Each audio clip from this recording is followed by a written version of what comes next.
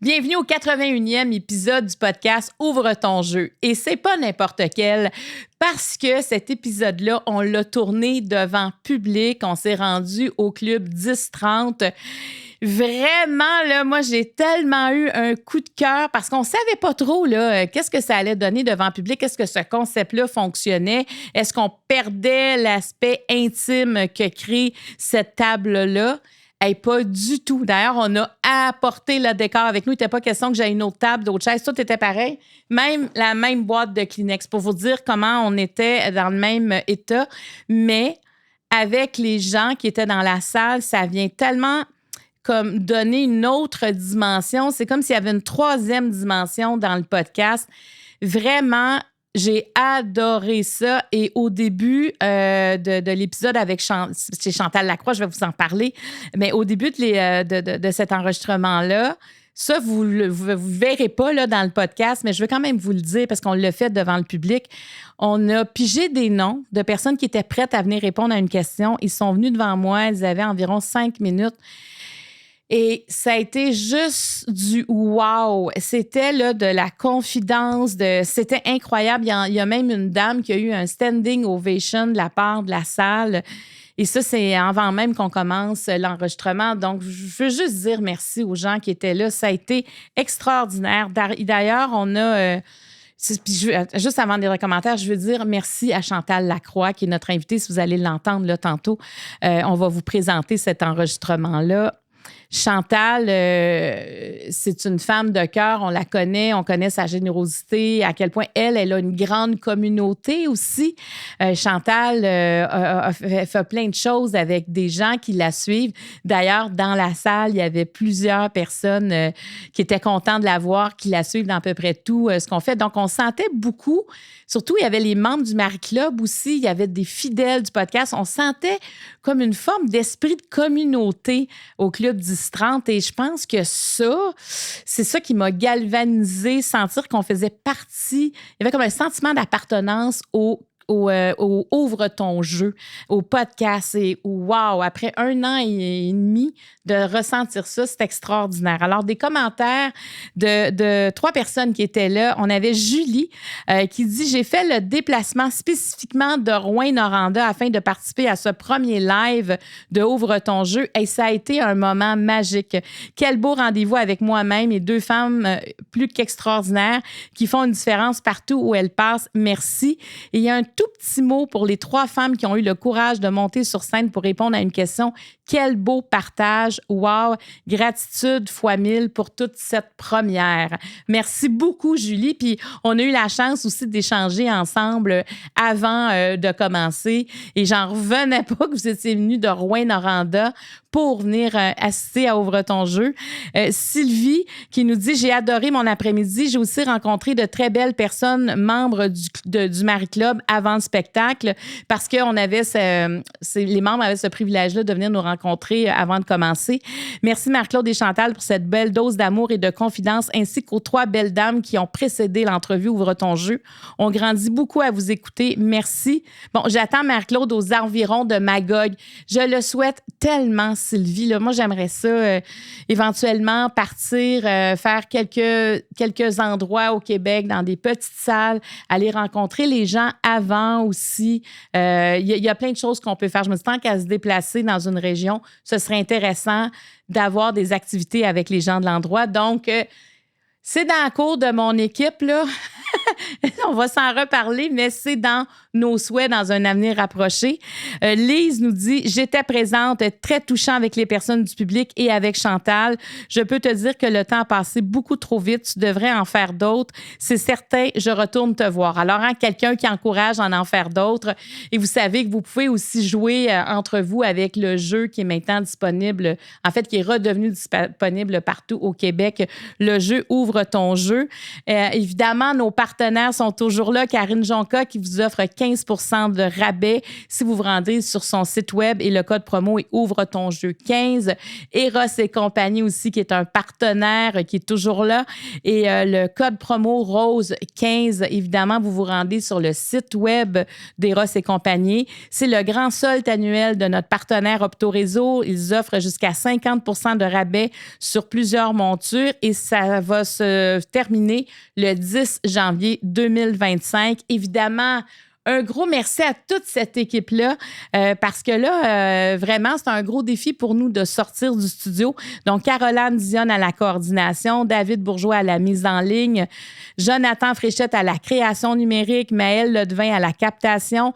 Évidemment, merci à toute l'équipe du Club 10-30 qui ont été extraordinaires et l'équipe de production Sixième Sens parce que ce sont eux qui nous ont approchés pour faire ce Ouvre ton jeu-là devant public. Alors, merci à tout le monde. Et là, ben, vous allez le vivre. Je vous amène avec moi au Club le 10-30. Ce sera la première fois que vous aurez un podcast devant public. Alors, voici ce fameux événement avec Chantal Lacroix. Dans des données au suivant, à un moment donné, c'était devenu plus pécunier, c'est plus devenu monétaire que c'est là que j'ai décidé d'arrêter. On est en train de perdre l'essence d'être là pour aider. C'était comme, hein, je reçois-tu juste ça? Non, ça, c'est ça que vous m'avez demandé. Ouais, mais la famille, la semaine passée, à la TV, a reçu tellement plus. Là, j'ai fait comme, ouh, attends une minute, là. Là, on est en train de perdre l'essence de ce que c'était, ce show-là, tu sais. Alors, c'est pour ça qu'à un moment donné, j'ai décidé d'arrêter de faire cette émission-là, parce que pour moi, on était en train de perdre un peu l'idée qui était vraiment plus d'aider. Puis là, c'était rendu vraiment que des besoins matériels. Mais c'est sûr, c'est souvent ça qu'on a besoin. Pas, mais pas la comparaison. C'est que toi, tu répondais aux besoins de la personne, mais tu n'étais pas pour en donner plus, c'est ça, pour équivaloir à l'autre besoin.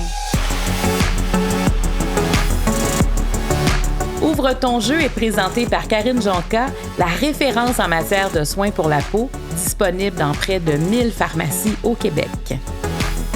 Le jeu de table Ouvre ton jeu est disponible partout en magasin et sur randolph.ca.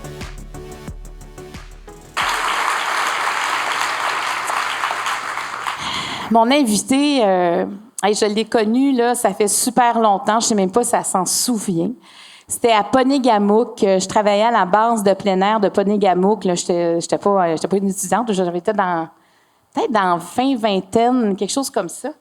Et Chantal faisait une émission, puis elle est venue à la base de plein air.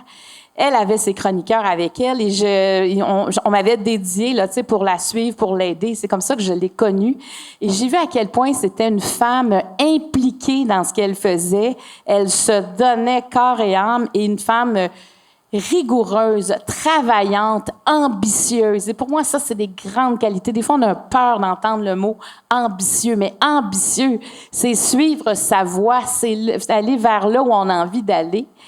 Et ambitieux, je trouve ça plutôt magnifique. L'ambition, c'est pas écraser les autres, c'est faire valoir ce qu'on a envie, c'est faire valoir le chemin qu'on a à prendre. Puis surtout, Chantal a embarqué tellement de monde avec elle dans son chemin. Elle a fait, on parlait tantôt de Jeannette Bertrand, Chantal en a fait énormément et continue d'en faire tellement pour les femmes. Alors, de l'avoir comme première invitée sur scène, je trouve que c'est donner à Chantal les lettres de noblesse qu'elle mérite d'être cette première invitée-là. Alors, je vais l'inviter à rentrer. Chantal Lacroix.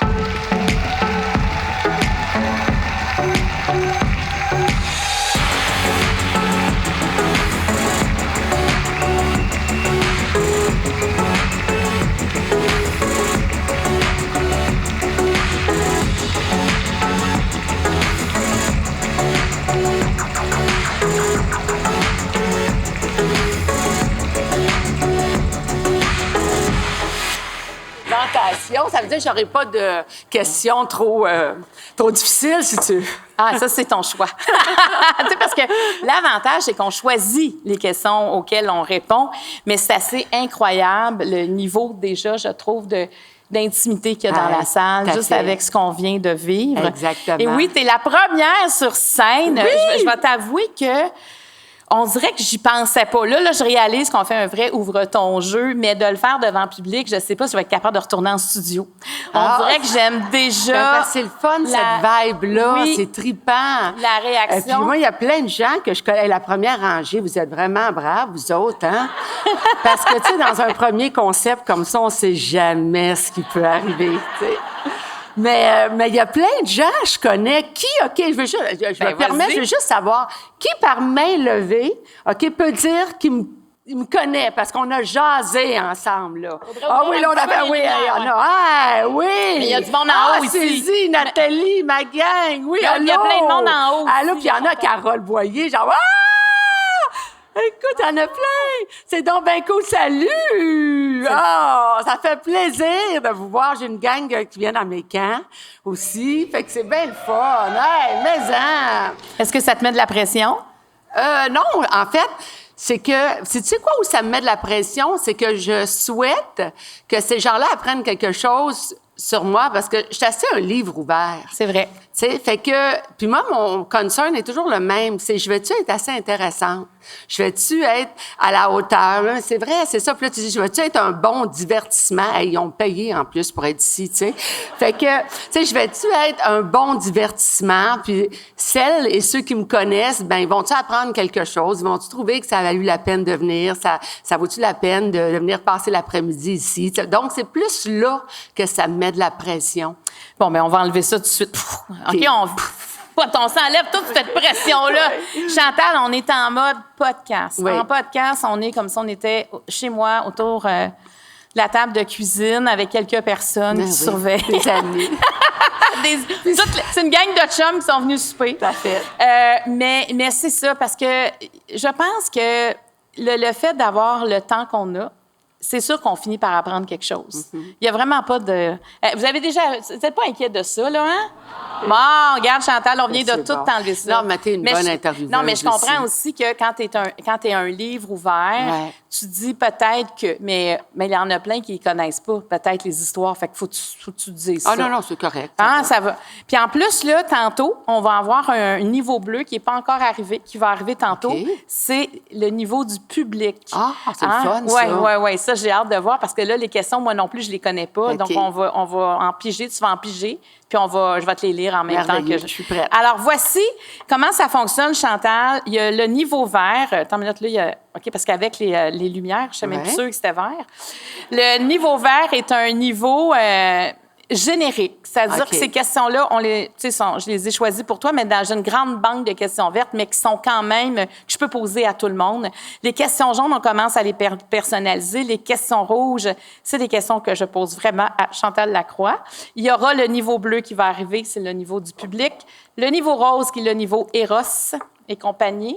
Donc, on aura deviné qu'on parlera ici. Peut-être que tu en as moins parlé de ça. Moi, j'ai un côté grivois que j'assume en conférence. Puis Mes amis qui me connaissent le savent, je parle de sexe, puis j'aime ça. Peut-être que tu répondras à tout le niveau Eros, on verra.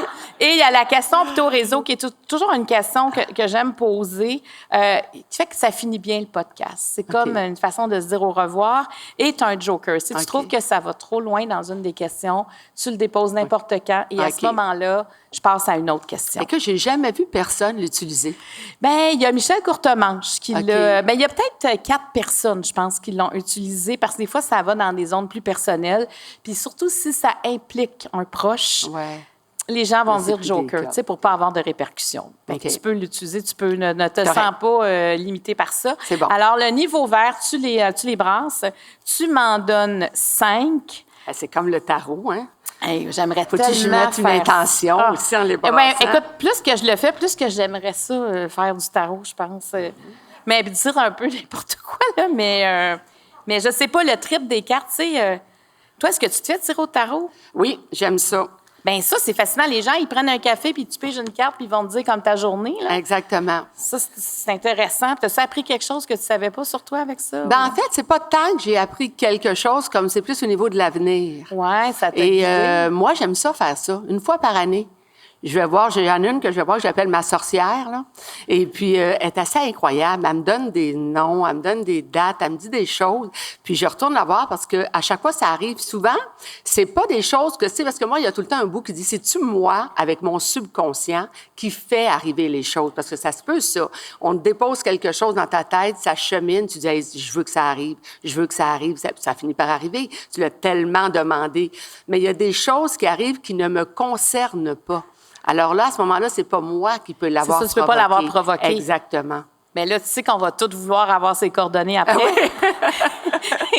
Peux-tu appeler tout de suite que je sois la première? Non, non, mais c'est fascinant quand même ce que tu dis. Alors, voici, t'en choisis une. Qu'est-ce qui te rend vulnérable? Quelle place prend l'amitié dans ton quotidien? Comment prends-tu soin de toi? Quel livre fut marquant pour toi? Et quel est le défaut que tu ne voudrais donner à personne? Oui. Mais de toute façon, tu vas toutes les faire? Non. J'en fais juste une? Oui, parce que là, les autres niveaux. Ah, OK, correct. Je vais prendre l'amitié parce que j'ai des amis dans la salle en ce moment. J'ai toujours dit que, tu sais, mon chum n'aimera pas l'entendre, celle-là, mais c'est ça pareil. Pour moi, l'amitié, en quelque part, c'est pratiquement plus important que l'amour. Ça ne veut pas dire que l'amour n'occupe pas une grande place dans ma vie, ça occupe toute la place dans ma vie. Je suis avec un homme extraordinaire. C'est juste que mes amis de l'âge de 3 ans, donc Carole Boyer, qui est dans la salle en ce moment, sont encore dans ma vie. Alors que les chums que j'ai pu avoir quand j'avais 14, 15, 16 ans ne font plus partie de ma vie. En ce sens-là, pour moi, l'amitié, c'est précieux. Fait que c'est sûr que l'amour, c'est ce qui me fait vibrer, ça va de soi, tu sais, puis je pourrais pas me passer de l'amour. Mais l'amitié a toujours été, je dirais, quelque chose de très précieux pour moi, dont je prends soin, puis j'ai des amis que j'ai depuis longtemps. Et tu sais, je regarde dans des camps, il y en a plein d'amis que, tu sais, même dans le cadre de mes émissions de télévision, il y a plein de gens avec qui j'ai développé des amitiés qui font partie de mon réseau. Puis honnêtement, pour moi, j'ai jamais assez de temps, tu sais, pour mes amis, mais heureusement, j'ai des amis qui sont très compréhensives. Mais ça occupe une très, très grande place. C'est vraiment une place importante dans ma vie parce que, aussi, autant avec mon chum, je me sens pas jugée, mais il y a quelque chose avec les amis, des fois, que tu te permets de dire que tu dis pas à d'autres, tu sais. Puis, je me sens très privilégiée d'avoir les amis que j'ai qui sont là, qui me jugent pas, qui sont là pour me soutenir, pour m'encourager. Et puis, j'aime dire que j'ai des amis aussi qui m'apportent différentes choses. Tu sais, il y a des amis avec qui je passe une super belle soirée. Il y en a une autre quand j'ai besoin de quelque chose d'un peu plus intellectuel. Je sais que c'est pas celle-là qu'il faut que j'appelle. Tu sais, c'est une autre. Tu comprends? Tu sais, fait que quand il y en a une que tu veux te bidonner, tu veux mettre ton cerveau à mode écureuil, ben c'est celle-là que j'appelle. Tu comprends? Fait que j'ai des amis pour tous les instants. Est-ce que tes amis se connaissent entre elles? Ben oui, avec le temps, c'est ce qui s'est passé. D'ailleurs, j'ai un groupe d'amis, là, Suzy, Nathalie, Momo. Cette gang-là, là, c'est toutes des filles que j'ai rencontrées dans mes shows de télé. Suzy, c'est dans le cadre de 90 minutes de bonheur. Momo, c'était SOS Beauté. Nathalie, si on efface, on recommence. Ces filles-là ne se connaissaient pas. Et elles voulaient assister à une de mes conférences. Je les ai toutes assises comme ça en avant, une à côté de l'autre. J'ai fait comme, hey, elle, c'est elle, elle, c'est elle. Elles se sont rencontrées aujourd'hui. Ces 3 filles-là voyagent ensemble, sont amies. C'est mon plaisir dans la vie. Tu sais, moi, j'ai eu des soirées de speed dating. Le speed dating, c'est moi qui ai parti ça au Québec. OK? Honnêtement, j'adore matcher le monde. Je rêve de matcher, former des couples. Mais je suis pareil en amitié. J'aime matcher des amis. Et c'est mon plus grand plaisir. Puis c'est ce qui fait que ça commence, j'en ai 3. Puis à un moment donné, oups, il y en a une que je rencontre. J'ai dit, toi, tu fêterais tellement dans la gang. Je l'amène. Fait qu'on se retrouve, puis on fait des get-together. Puis on est 25 ensemble à faire nos tableaux de visualisation à la maison. Mais j'aime ça. C'est un plaisir que j'ai dans la vie de réunir le monde. Puis, tu sais, je suis celle dans, tu sais, mes camps, là, je fais des camps dans le sud, et puis j'organise des tables. S'il y en a une toute seule, je la prends, je l'assois à une table, je fais comme rencontre, c'est quoi? J'adore faire ça. Je trouve que la vie, c'est ça. C'est les rencontres humaines. Tu sais, puis je trouve ça le fun, ce que tu as fait, là, de faire monter des gens sur scène, tu sais. Je sais, là, je suis sur scène, c'est moi qui t'interviewe, tu sais, tu fais des conférences, j'en fais, mais tout le monde ici, vous avez une histoire à raconter qui fait que si vous vous décideriez, vous auriez l'audace de monter sur scène et que vous preniez le temps de partager votre histoire, c'est sûr que vous viendriez en aide à quelqu'un. T'sais, on a Absolument. tout le monde une histoire à raconter qui mérite d'être partagée. T'sais. Fait que, donc, pour moi, l'amitié, c'est magnifique parce que j'en ai plusieurs, alors qu'un amoureux, ben je m'en tiens qu'à un. T'en as juste c'est ça. Ben là, attends, il me vient plein de questions. Premièrement, est-ce que tu as déjà eu des peines d'amitié? Oui. J'ai déjà eu des peines d'amitié. Oui, j'ai déjà eu des peines d'amitié. J'ai eu il y a eu une période à un moment donné où est-ce que je me suis retrouvée avec une amie qui, pour moi, était ma meilleure amie, où est-ce que j'ai commencé à faire un projet télé que j'avais financé de mon côté, tout ça. Et bref, il est arrivé des échanges qui ont fait que j'ai eu le sentiment qu'elle n'était pas nécessairement heureuse pour moi, mais peut-être envieuse, tu sais. Et tu sais, j'ai partagé, j'ai fait comme elle a, viens-t'en dans le show, viens, on va faire de quoi ensemble, tu sais. Et il y avait beaucoup de critiques, tu sais. Donc, elle me critiquait beaucoup. Moi, je suis très ouverte à la critique, sincèrement, mais la critique constructive. Ouais. La personne qui passe son temps à chialer tout le temps, sans raison, ça vient drainer mon énergie. Et je me suis permise, parce que j'ai Sylvie Fréchette, qui est extraordinaire, à qui j'ai demandé comment vous faites quand on fait de la nage synchronisée ensemble, tu sais, pour aspirer, tu sais, à une médaille. Elle dit, Chantal, il faut que tout le monde soit en symbiose. Tu peux pas tolérer qu'il y en ait une qui passe son temps à chialer. On n'accédera jamais à une médaille. C'est super important. Fait que, genre, OK, tu fais comment quand cette personne le chiale? Tu sais, arrête de chialer, ça me tape ses nerfs, tu sais. Fait que tout se dit à partir du moment que tu n'accuses pas l'autre. Alors, c'est la méthode que j'avais utilisée avec ma chum pour dire, écoute, quand tu agis comme ça, tu sais, moi, ça me fait sentir comme ça m'affecte, tu sais. Et puis, écoute, tu sais, si tu tiens à notre relation, peux-tu juste faire attention? Et ça n'a pas changé. Fait que j'ai décidé de mettre un terme à cette amitié-là. Et pour te dire franchement, les jours qui ont suivi, j'ai pas trouvé que j'étais une bonne amie, puis j'ai pas trouvé que j'étais un bon être humain non plus, tu sais. Mais le poids que ça m'a enlevé sur mes épaules après, c'est hallucinant. Et puis même quand j'ai fait ma quête de bien-être, tu sais, pendant, tu sais, je me suis retrouvée à un moment donné, tu sais, confrontée à un vide. Puis je me souviens, le psychologue qui m'a suivi dans ma quête de bien-être m'avait fait faire le même exercice, tu sais, faire le ménage autour de toi. Tu sais, prends une feuille, là, puis écris qui sont les 5 personnes que tu côtoies le plus dans ta vie. Puis, qu'est-ce que ces personnes-là t'apportent? T'sais? Est-ce qu'elles t'élèvent? Est-ce qu'elles t'élèvent, te donnent l'énergie, te font sentir bien? Ou si elles viennent te drainer, puis après 30 minutes, tu es vidé d'avoir passé du temps avec eux autres? Bien, tu sais, si c'est ça, bien, c'est le temps de faire le ménage. T'sais? Puis apprendre à dire non. Apprends à dire non quand ça te tente pas. Puis ça encore, c'est une autre affaire qui m'a pas fait sentir bien. C'est apprendre à dire non. Tu sais, souvent, quand tu veux aller manger où à soir, tu sais, ben n'importe où, tu sais. Puis là, finalement, quelqu'un propose restaurant italien, mais tu as mangé ça hier soir, tu sais, mais là, tu n'as pas voulu t'affirmer. Ouais. Alors, tu sais, apprendre à dire non, tu sais, aussi. Mais quand tu mets tes limites, ça aussi, ça fait pas que tu as le sentiment d'être un bon être humain parce que tu es moins disponible pour les autres à un moment donné. Mais encore une fois, tu as accès à un peu plus de liberté, ça t'enlève un poids sur les épaules, ça t'enlève des responsabilités, puis ça te permet de t'écouter davantage. Fait que oui, j'ai eu des peines d'amour, tu sais, parce que j'ai fait le choix de mettre un stop volontairement, mais c'est des gens que j'aimais, mais qu'à un moment donné, nos chemins n'allaient plus dans la même direction, puis ils venaient me drainer mon énergie, tu sais. Je trouve ça intéressant ce que tu dis, parce que des fois, l'amitié, on ne sait pas comment mettre un terme à ça. Ouais. C'est plus difficile. Là, tu as parlé de speed dating. Oui. Ton chum, là, est-ce que tu l'as rencontré en speed dating? Non, je ne l'ai pas rencontré à speed dating. Je l'ai rencontré dans un tournoi de golf. Philippe Laprise organisait son premier tournoi de golf pour sa fondation. Et à ce moment-là, mon chum est là. Et on fait la photo de groupe à la fin. Et puis, on fait la photo. Et là, mon chum, lui, sort du clubhouse. Fait qu'il n'est pas là pour la photo. Fait que tout le monde fait « Ah, il faut recommencer la photo. » Mais là, je le vois, puis je fais comme « Oh my God! » Et non. T'as vu puis moi, là, j'avais des amis autour de moi qui me disaient tout le temps « Hey, moi, quand j'ai rencontré mon mari, là, je le savais que c'était le mien. » Puis à chaque fois, je disais « Ben, t'es bien chanceuse. » Parce que moi, j'ai jamais vécu ça. Mais lui, je savais que c'était le mien. Ça a fait comme... Ça a été un coup de foudre instantané. Et comme, tu sais, j'étais nouvellement séparée, 20 ans en couple, je savais plus comment cruiser. Je savais plus comment cruiser, comment tu t'y prends. Tu sais, fait que dans la soirée, il est venu me jaser. Je me souviens, on jouait au beer pong avec ma copine. Puis là, il a dit, je peux-tu être ton partenaire? Genre, non, on change jamais une formule gagnante. Hein? Je gagne avec ma chum. Fait que lui, il a fait comme, hey, out, mon cheveu est mort. Puis il est parti.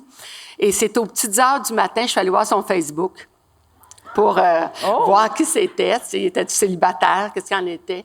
Et je fais jamais ça, tu sais. Et là, j'ai voulu aller plus loin. Puis là, j'ai pesé pour une demande d'amitié.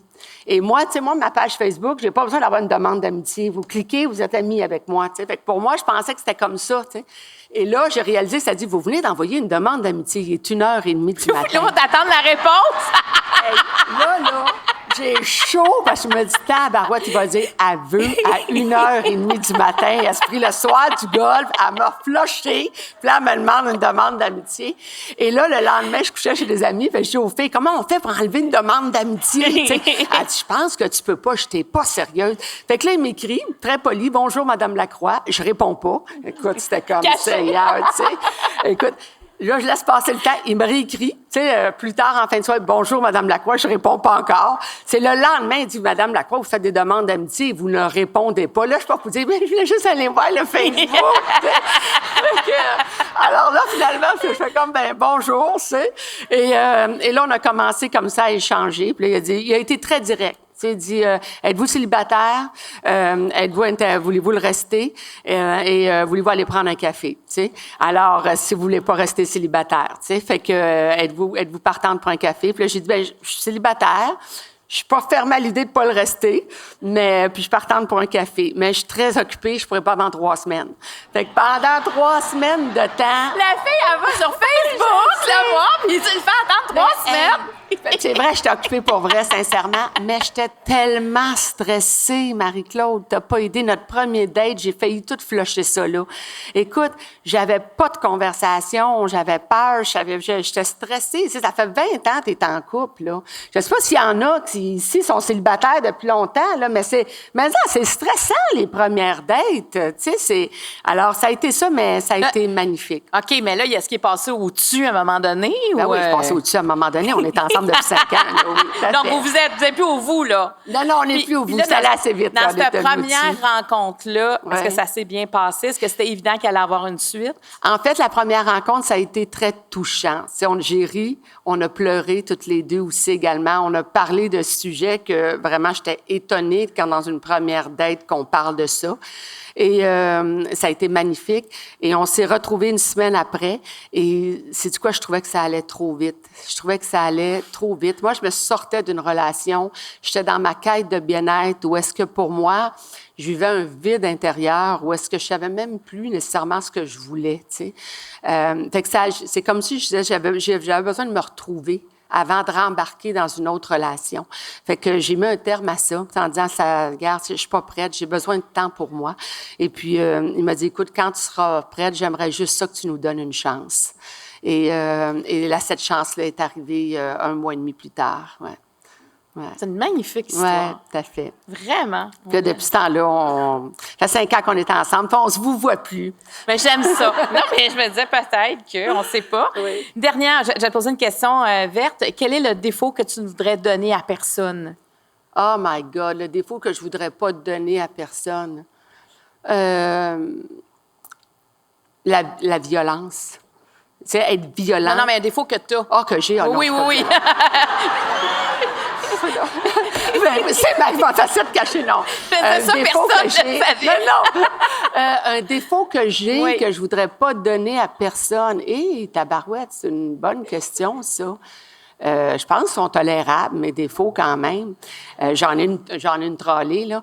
Mais je pense qu'ils sont tolérables. Mais peut-être, OK, je te dirais, apprendre davantage à... Je trouve que je m'écoute pas assez. Tu comprends? Je suis un peu... je suis en train déjà d'initier ma fille à pas faire ce que j'ai toujours fait, parce que je trouve qu'elle est dans ce pattern-là en ce moment, tu sais. Le pattern de vouloir plaire à tout le monde. Je considère ça, il y en a qui vont dire, ben c'est pas un si gros défaut, mais c'en est un dans la mesure qu'à un moment donné, tu t'oublies. Tu t'oublies. De vouloir être là tout le temps pour tout le monde, de tout le temps vouloir plaire aux gens, ça fait qu'à un moment donné, tu t'oublies. Et ça, c'est ce que, en ce moment, je voyais ma fille comme ça, qui se préoccupe beaucoup, de ses amis en ce moment. C'est elle, je peux pas faire ça parce qu'elle, elle va se sentir comme ça. Fait qu'avec elle, il faut que j'agisse de même. Avec elle, il faut que je sois ça. Puis avec elle, je vais aller là, mais ça me tente pas. Mais si j'y vais pas, ça va là, je fais, qu'est-ce que t'as le goût, Camélie, toi, tu sais? Ouais. Toi, t'as le goût, toi, mais j'ai pas le goût d'y aller, mais vas-y pas, puis explique-y. Mais en quelque part, elle a eu moi comme modèle.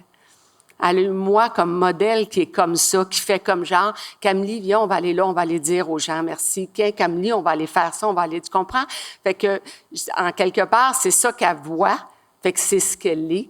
Fait que, tu sais, oui, ça a du bon, oui, parce que c'est merveilleux, tu as des rencontres, bon, tu as de l'amour, c'est le fun, puis je considère que c'est être une bonne personne que d'être ça. Mais ça a un couteau à deux tranchants aussi en même temps. Je trouve que ce que j'entends, c'est aussi la suradaptation. Ouais. Tu sais, moi, j'ai déménagé beaucoup, puis j'ai vécu ça, puis je m'en suis rendu compte dans la trentaine que je savais pas tant qui j'étais, parce que quand on dit oui à tout, exactement. On se demande même pas qu'est-ce qu'on aime ou ce qu'on n'aime pas. C'est comme ça, on prend ça pour acquis, mais ça calme pas l'intérieur, par exemple. Tout comme, tu sais, puis je me souviens, tu sais, être toujours tournée vers les autres, c'était ça dans ma vie personnelle. C'était ça dans ma vie professionnelle aussi, tu sais. Puis j'avais toujours des gens autour de moi pour me dire, hey, j'espère que tu prends soin de toi, hein, puis tu penses à toi. Et je répondais toujours, moi, quand ma marmaille autour de moi est heureuse, là, moi, je suis heureuse. Je ne sais pas s'il y en a qui se reconnaissent dans cette phrase-là. Mais... Ça serait quoi la bonne réponse? À un moment donné, j'ai réalisé que mon bonheur ne pouvait pas juste passer par celui des autres. C'est vrai. Alors, je te dirais que c'est ça que je suis en train d'inculquer à ma fille, du haut de ses 14 ans. Niveau jaune. Ah oui. Tu vas m'en donner 4. On les brasse et tu m'en donnes combien? 4. Puis on va en piger exceptionnellement juste une. Juste une? Non, tu vas m'en donner 4, c'est-à-dire on va en choisir juste une. OK. OK, là, j'en ai 2, parce que comme on a un niveau bleu, tu auras le même nombre de questions que les autres, mais avec plus de niveaux. Quel est le plus grand legs de ta mère? Quelle épreuve fut la plus difficile à surmonter? Quel est le plus grand changement que tu as opéré au cours de ta vie? En quoi ton rôle de mère t'a-t-il changé? Et tabarouette. C'est plus personnel. Oui, c'est plus personnel. Oui, exactement. Y en a-tu une qui vous interpelle plus, que vous ne connaissez pas la réponse, que vous aimeriez connaître? Mon Dieu, ben écoute, je te dirais que... Bon, la première, c'est ma mère. Le plus grand legs de ta mère. Et, mon Dieu, écoute, ma mère m'a légué beaucoup de choses, mais garde, j'ai l'impression que tout le monde sait un peu ce que ma mère m'a légué. Fait que je n'irai pas là. J'ai l'impression que tout le monde le sait. Quelle est la plus difficile à surmonter? Quel est le plus grand changement que tu as opéré au cours de ta vie? Puis en quoi ton rôle de mère t'a changé? Bon, je vais y aller avec l'épreuve. La plus grande, il y en a plusieurs. C'est sûr, ça concerne le décès. C'est clair, je considère que le décès, toute forme de décès, pour moi, je trouve que c'est les plus grandes épreuves. Puis j'en ai vécu beaucoup et j'ai été auprès de toutes les personnes qui sont décédées. Tu sais, dans ma famille, des personnes proches de moi, j'étais aux côtés de ma mère, j'étais aux côtés de mes deux grands-mères aussi et aux côtés de mes deux grands-pères aussi. Fait que ça a été, j'ai pleuré pour tous les décès avec qui que j'ai pu avoir. Je te dirais que c'est probablement celui... Ils ont tous été difficiles. Il y en a 2, c'est dur pour différentes raisons. Tu sais. Il y a eu ma grand-mère maternelle, qui pour moi était ma deuxième mère en quelque sorte. Tu sais.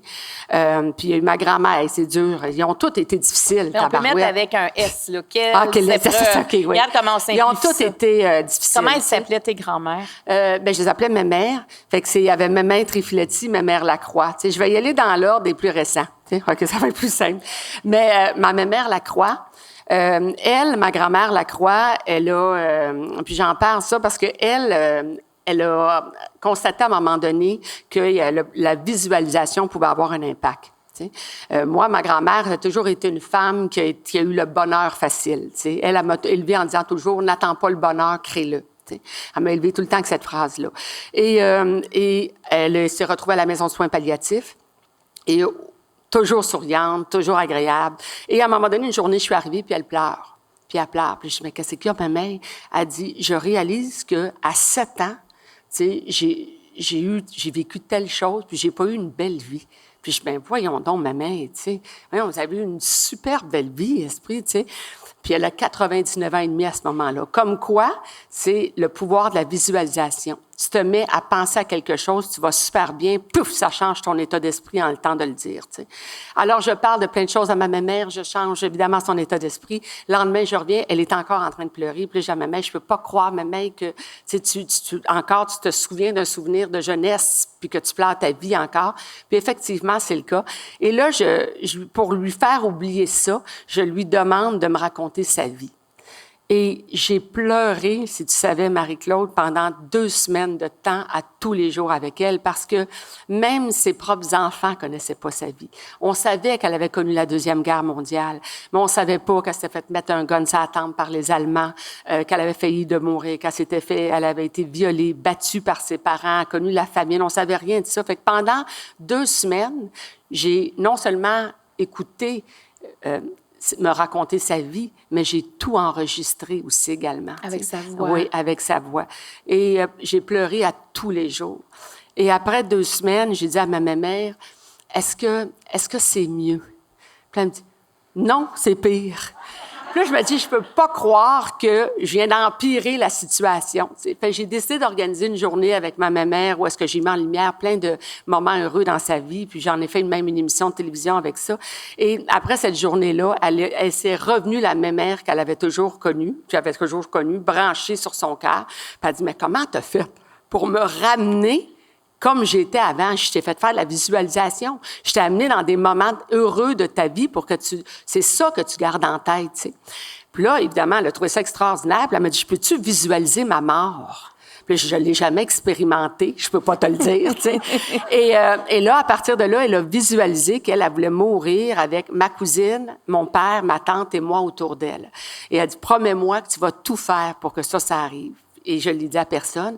Et arrive à un moment donné, 2 semaines plus tard, je me fais appeler dans le milieu de la nuit à 3 heures du matin pour me dire, ben là, c'est le moment, venez-vous-en. Et moi, je commençais à ce moment-là, j'avais une pneumonie. J'avais négligé ça. Et bref, je me rends à la maison de soins palliatifs, tout le monde est là. Puis là, mon père dit, hey, tu as un rendez-vous chez le médecin. Je dis, oui, je le sais, mais je suis pas pour partir. Mais ça se passe là, tu sais. Fait que 3 heures, 4 heures, 5 heures, 6 heures du matin, ma mère est toujours là, tu sais. Et là, mon père, il dit, ton rendez-vous chez le médecin, il est à 10 heures. Si ma mère pouvait parler, elle dirait « vas-y ». Et là, je regarde l'heure, puis je fais comme « elle n'a pas l'air bien différente que 3 heures du matin ». Elle n'a pas l'air d'être sur le bord de mourir. T'sais. Et là, je dis « OK, je pars, j'y vais et je reviens aussitôt. S'il y a de quoi, appelez-moi. » Je pars et au moment où je sors, ma cousine m'appelle pour me dire « c'est le moment. Est-ce qu'on donne l'entredose et est-ce que où on t'attend avant de la donner. » Alors, parce que c'est une question de minutes quand on donne l'entredose. Et là, j'ai dit, vous êtes là, donne l'entredose, dis-lui dans l'oreille que je m'en viens. Ça prenait 32 minutes partir de où j'étais pour arriver. Je suis arrivée dans la chambre et j'ai embrassé ma mémé sur le front, comme je faisais tout le temps. Dans l'oreille, je lui dis, tu peux partir, on est tous là. Puis elle a fait, puis elle est partie. Fait que je considère que dans la vie, on devrait avoir des rêves puis des souhaits jusqu'à la dernière seconde, jusqu'à notre dernier souffle. Mais j'ai beaucoup pleuré avec ma grand-mère.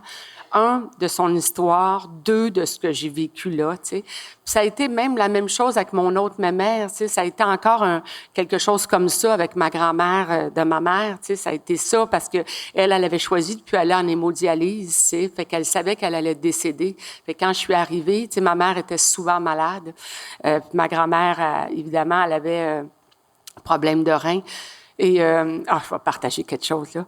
Ma grand-mère... elle m'a dit à un moment donné, elle était jeune, elle avait 73 ans, puis elle disait, elle trouvait pénible l'hémodialyse. Puis elle dit, si quelqu'un pouvait me donner un rein. Et à ce moment-là, j'étais très jeune. Je veux dire, j'avais peut-être 18, je sais pas, je me très jeune. Puis là, je disais, je sais pas, maman, si quelqu'un va vous donner un rein, à votre âge. Et là, ça a été ça. Je suis allée à son chevet. Elle a décidé de plus aller à l'hémodialyse. Puis là, elle m'a demandé, ta mère, es-tu là? Je dis, non, ma mère est malade, à ta maison. Elle a dit, on va régler les problèmes. Tu sais, elle n'aura plus besoin de s'occuper de moi. Et elle est partie. Et j'étais encore à son chevet quand elle est partie. Et sais-tu de quoi j'en suis voulu à ce moment-là? C'est de ne pas lui avoir proposé un rein. Ça a été quelque chose qui m'a tourmentée longtemps. De ne pas avoir eu l'intelligence du cœur pour lui dire, mais je vais t'en donner un rein, moi, tu sais. C'est ça. En même temps, tu étais jeune. J'étais jeune, puis j'ai pas... Puis tu sais, en même temps, tu sais, ma mère, elle m'a dit... écoute, Chantal, je me suis dit, j'allais pas pleurer, t'as ri. Mais ma mère m'a dit, voyons, jamais ta grand-mère, elle aurait accepté ça, tu sais, voyons, là, tu sais. Mais t'aurais aimé y penser. J'aurais aimé y penser. Je pense que j'ai voulu de ne pas y avoir pensé. Ouais. Et pourquoi tu penses que tu n'y as pas pensé?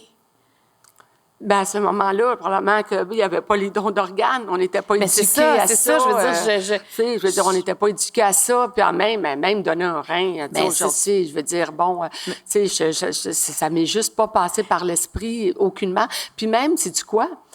Je pense que même probablement qu'à l'âge que j'étais jeune, je pense que je me suis même dit, mon rein est trop jeune pour elle. Tu sais, je ne sais pas, tu comprends? Non, mais c'est pour ça que je te pose la question, parce qu'on a pratiquement le même âge, puis j'ai comme l'impression qu'à cet âge-là, moi non plus, tu sais, on aurait pu penser la grandeur, la grosseur, l'âge. C'est probablement ça, à cette époque-là, que j'avais pas l'âge. Pour moi, probablement, c'est le rein de quelqu'un de son âge que ça passe. Quand tu te remets on n'était pas éduqués à propos de ça à l'époque, mais aujourd'hui, on l'est. Mais ça t'a pris combien de temps à t'en vouloir, justement, de ça, à culpabiliser? Ça a-tu été long après? Non, puis c'est drôle, c'est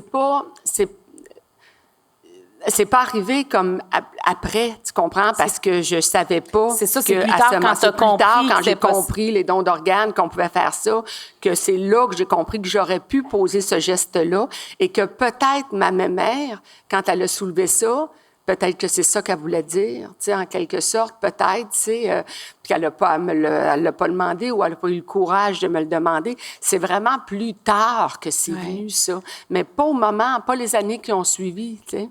Oui, parce que, tu sais, des fois, on se juge durement dans la vie, mais quand on se remet dans le contexte dans lequel on était, ça s'efface à quelque part, parce qu'il y a tellement eu de sensibilisation. Tu te souviens comment elle s'appelait, celle qui avait... Diane Hébert, qui avait été... elle avait eu un don de poumon et cœur. Elle est décédée maintenant.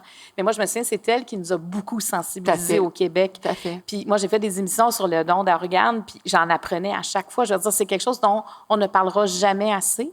Et surtout, à cette époque-là, on était... Encore moins, oui. Mais juste de te voir aussi touché, ça démontre la profondeur de ton âme aussi. Mm-hmm. D'y repenser mais aujourd'hui. j'ai été très, très proche de mes grands-parents, vraiment beaucoup. Qu'est-ce que tu retiens de tes grands-mères? Je te dirais, si tu veux que la vie te sourie, donne-lui ta bonne humeur. Tu sais, ça va pas toujours bien. On vit toutes des épreuves. Quand tu fermes la porte puis tu sors, affiche-toi un sourire dans le visage. Tu as beaucoup plus de chances que quelqu'un vienne te parler et que le temps de 30 secondes, il te fasse peut-être un peu oublier ce que tu vis à la maison. Puis après ça, le lendemain, ça va peut-être être 1 minute. Puis après ça va peut-être 3 minutes. Puis après ça, ça va être 1 heure. Tu sais, si tu veux que la vie te sourie, donne-lui ta bonne humeur. Tu sais, ça part tellement de soi. Puis, souvent, les gens vont dire, oh, mon Dieu, t'es chanceuse. Mais attends une minute, t'es chanceuse, mais je la crée aussi, ma chance, en quelque sorte. T'sais. Je m'entoure de gens bons pour moi. J'ai fait le ménage dans les relations qui étaient un peu plus toxiques. Je m'entoure de des gens qui je sais, sont bons pour ma santé, tu sais. Puis je trouve que c'est important dans la vie de s'entourer de personnes qui passent pas leur temps à chialer non plus. Tu sais, à chaque fois que je suis en conférence, j'ai toujours quelqu'un qui me dit, c'est parce que je dors avec à tous les soirs, tu sais. Mais vous savez ce que vous avez à faire. Mais tu sais, sincèrement, je trouve que c'est important, ça. Cette garde rapprochée-là est importante, tu sais. Fait que oui, tu sais, quand je disais tantôt mon chum, mais c'est, il est une personne. Ton entourage t'influence pas à 30, à 50, à 95% dans état d'esprit, dans tes prises de décision, aussi également dans ta réussite. Fait qui tu veux autour de toi, parce que tu as la possibilité de choisir qui entre et qui sort de ta vie. Mais c'est fondamental ce que tu dis, parce que c'est vrai qu'il y a des gens qui vont dire ça à d'autres, à leurs frères, cousins, collègues. Mais toi, tu es chanceuse. Toi, tu es chanceux. Ouais. Mais on travaille pour être bien dans la vie. C'est un souci quotidien, le bien-être. Tout à fait. Puis il faut avoir... Puis toi, tu l'as perdu à un moment donné. Bien, je l'ai perdu à un moment donné. Puis il a fallu... Puis tu sais, c'est pas parce que tout va bien dans ta vie que tu as la formule qu'on secrète puis que ça va être comme ça jusqu'à la fin de tes jours. Il va y avoir des épreuves qui vont te ramasser où tu vas encore une fois remettre un genou à terre, puis là, il faut que tu reprennes l'autre pour te relever. Tu sais, il n'y a pas de formule concrète, tu sais, puis il y a des épreuves différentes qui t'arrivent, qui te ramassent autrement. Fait que oui, je pense, j'aime pas dire le mot travail, mais je pense que ça se travaille, le bonheur. Ouais. Ça se travaille. Mais c'est des prises de conscience, puis c'est du temps. Tout à fait. Puis justement, aller voir les bonnes ressources, mais il y a beaucoup de courage là-dedans. Oui, il y a du courage, puis il y a aussi d'avoir l'audace de vraiment faire un face-à-face avec soi-même. C'est-à-dire, tu sais, de se regarder concrètement, j'agis comment? Tu sais, comment je suis perçue dans mon entourage. Tu sais, on parle de chiolage, tu sais, de tantôt les gens négatifs qui passent leur temps à chialer. Tu sais, moi, dans ma conférence, là, il y a un segment là-dessus dans ma conférence. Okay? Et j'aime bien donner ma conférence dans mes camps, quand je vais dans le Sud, la 3e journée. Parce que j'ai vu aller les personnes. Puis j'ai vu les chialeuses. Les chialeuses qui chialent parce que la mer n'est pas si chaude que ça. Il y en a-tu, là, dans ta gang? Non, ils ne sont pas chialeuses, celles qui sont là. Mais puis il fait pas si beau que ça. Finalement, à Cuba, hein, puis bon, il y a beaucoup d'algues sur le bord de la plage. Qui chialent le buffet pour n'est pas tout. si bon. Qui chialent tout le temps pour tout. Ouais. Tu comprends? Et quand je fais ma conférence et je suis rendue à ce passage-là, je les regarde dans le blanc des yeux. Ben, peux-tu croire que leur réaction, c'est ça? Elles ne se reconnaissent Ne pas. se reconnaissent pas. Ils sont même pas conscientes que c'est elles-mêmes qui passent leur temps à chialer, tu comprends? Fait que avoir le courage à un moment donné là, de s'observer. Puis ça, c'est un exercice que j'ai fait moi-même. J'ai acheté 2 banques chez Dolorama. Une, ma banque à chiolage, ma banque à compliments. Fait qu'à chaque fois que je chiale, je mets 25 sous dans ma banque à chiolage, même quand je sais que j'ai raison. Je mets 25 sous dans ma banque à chiolage, tu sais. Puis à chaque fois, je fais un compliment, mais pas un compliment forcé dans « il faut que je complimente 5 personnes ». Un compliment qui vient naturel. Je mets 25 sous. Bien, quelle banque vous pensez qui a été la plus remplie plus rapidement? C'est la banque à chiolage. C'est juste une prise de conscience, des fois, pour te dire « OK, en ce moment-là, tu chiales, puis ça vient occuper beaucoup trop d'espace dans ton cerveau.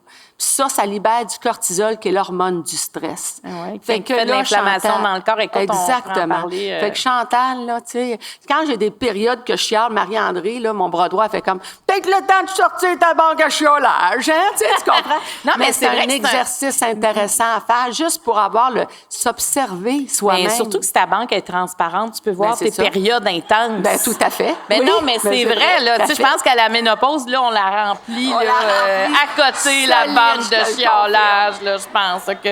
Non, mais je trouve ça... Je pense que je vais faire ça. Moi, ma famille, ils vont dire... Non, mais c'est vrai que c'est une prise de conscience. Ouais. Parce que là, ce que tu dis, c'est quand toi-même, tu visais des gens, elles n'étaient pas conscientes. Non. Donc, si elles avaient mis des 25 sous, elles auraient vu qu'il n'y en avait pas pire, finalement, après 3 jours. Ouais, mais d'avoir le courage Ouais. de s'observer vraiment soi-même, sans se taper dessus nécessairement, Non. parce que ça, on est bonne là-dedans. Ouais. Là. On est bonne à se critiquer facilement. Puis à un moment donné, je trouve qu'on devrait tout prendre soin de soi comme on prend soin de sa meilleure amie, puis qu'on devrait se parler comme on parle à la personne qu'on aime le plus au monde. Là. Ça, c'est quelque chose que j'ai appris dans ma quête de bien-être à un moment donné. Mais on est souvent très sévère envers soi-même. Mais quand même faire juste un examen de conscience par rapport à comment on est, tu sais. Parce que souvent, ça part de soi. L'attitude qu'on a fait qu'on attire ça aussi. Mais pour avoir cette prise de conscience-là, il faut s'arrêter à un moment donné et dire comment je suis, tu sais. Si tu passes ton temps à chialer tout le temps, puis à dire « je suis tannée de manquer d'argent, je suis tannée de courir après le temps, je suis tannée de tomber sur des trous de cul », bien, c'est ça que tu vas attirer. Puis ça m'a pris du temps à le comprendre. Je l'ai compris à 54 ans. seulement dans ma quête de bien-être, quand je suis allée rencontrer un préparateur mental, qui est Jean-François Ménard, qui est derrière Laurent Duvernay-Tardif, Michael Kinbury, qui me disait, Chantal, la visualisation, là, c'est pas du pelletage de nuages, ça a été prouvé scientifiquement. Fait que tout ce que tu dis à chaque fois, c'est un message que tu envoies à ton cerveau à chaque fois. Parce que le cerveau, il croit ce qu'il entend en répétition. Fait que fais attention à ce que tu lances et ce que tu verbalises et ce que tu dis. Fais attention à comment tu parles de toi, tu sais. Fait que je te dirais qu'à 54 ans, il y a vraiment eu un virage pour moi dans ma vie. Oui, il y a mon chum qui est arrivé dans ma vie, mais moi, il y a eu un virage à plein de niveaux. Dans ma façon d'être, prendre soin davantage de moi, comprendre que je ne fais pas l'unanimité et c'est correct, ça ne m'appartient pas. Je pense que la quête de sens, ça a été un peu ça, me mettre à nu en disant, bien, il y en a qui vont chialer, puis à quel point j'étais capable de dire, ça m'appartient plus. C'est comme si j'ai voulu me mettre à l'épreuve. Parce que mettre à nu, tu t'es mis vraiment dans nu. tous les sens c'est pas, c'est ça, c'est pas juste oui, au sens figuré. Tu as eu cette audace-là aussi de le faire. Tout à fait. Fait que, mais ça, c'est arrivé tard dans ma vie.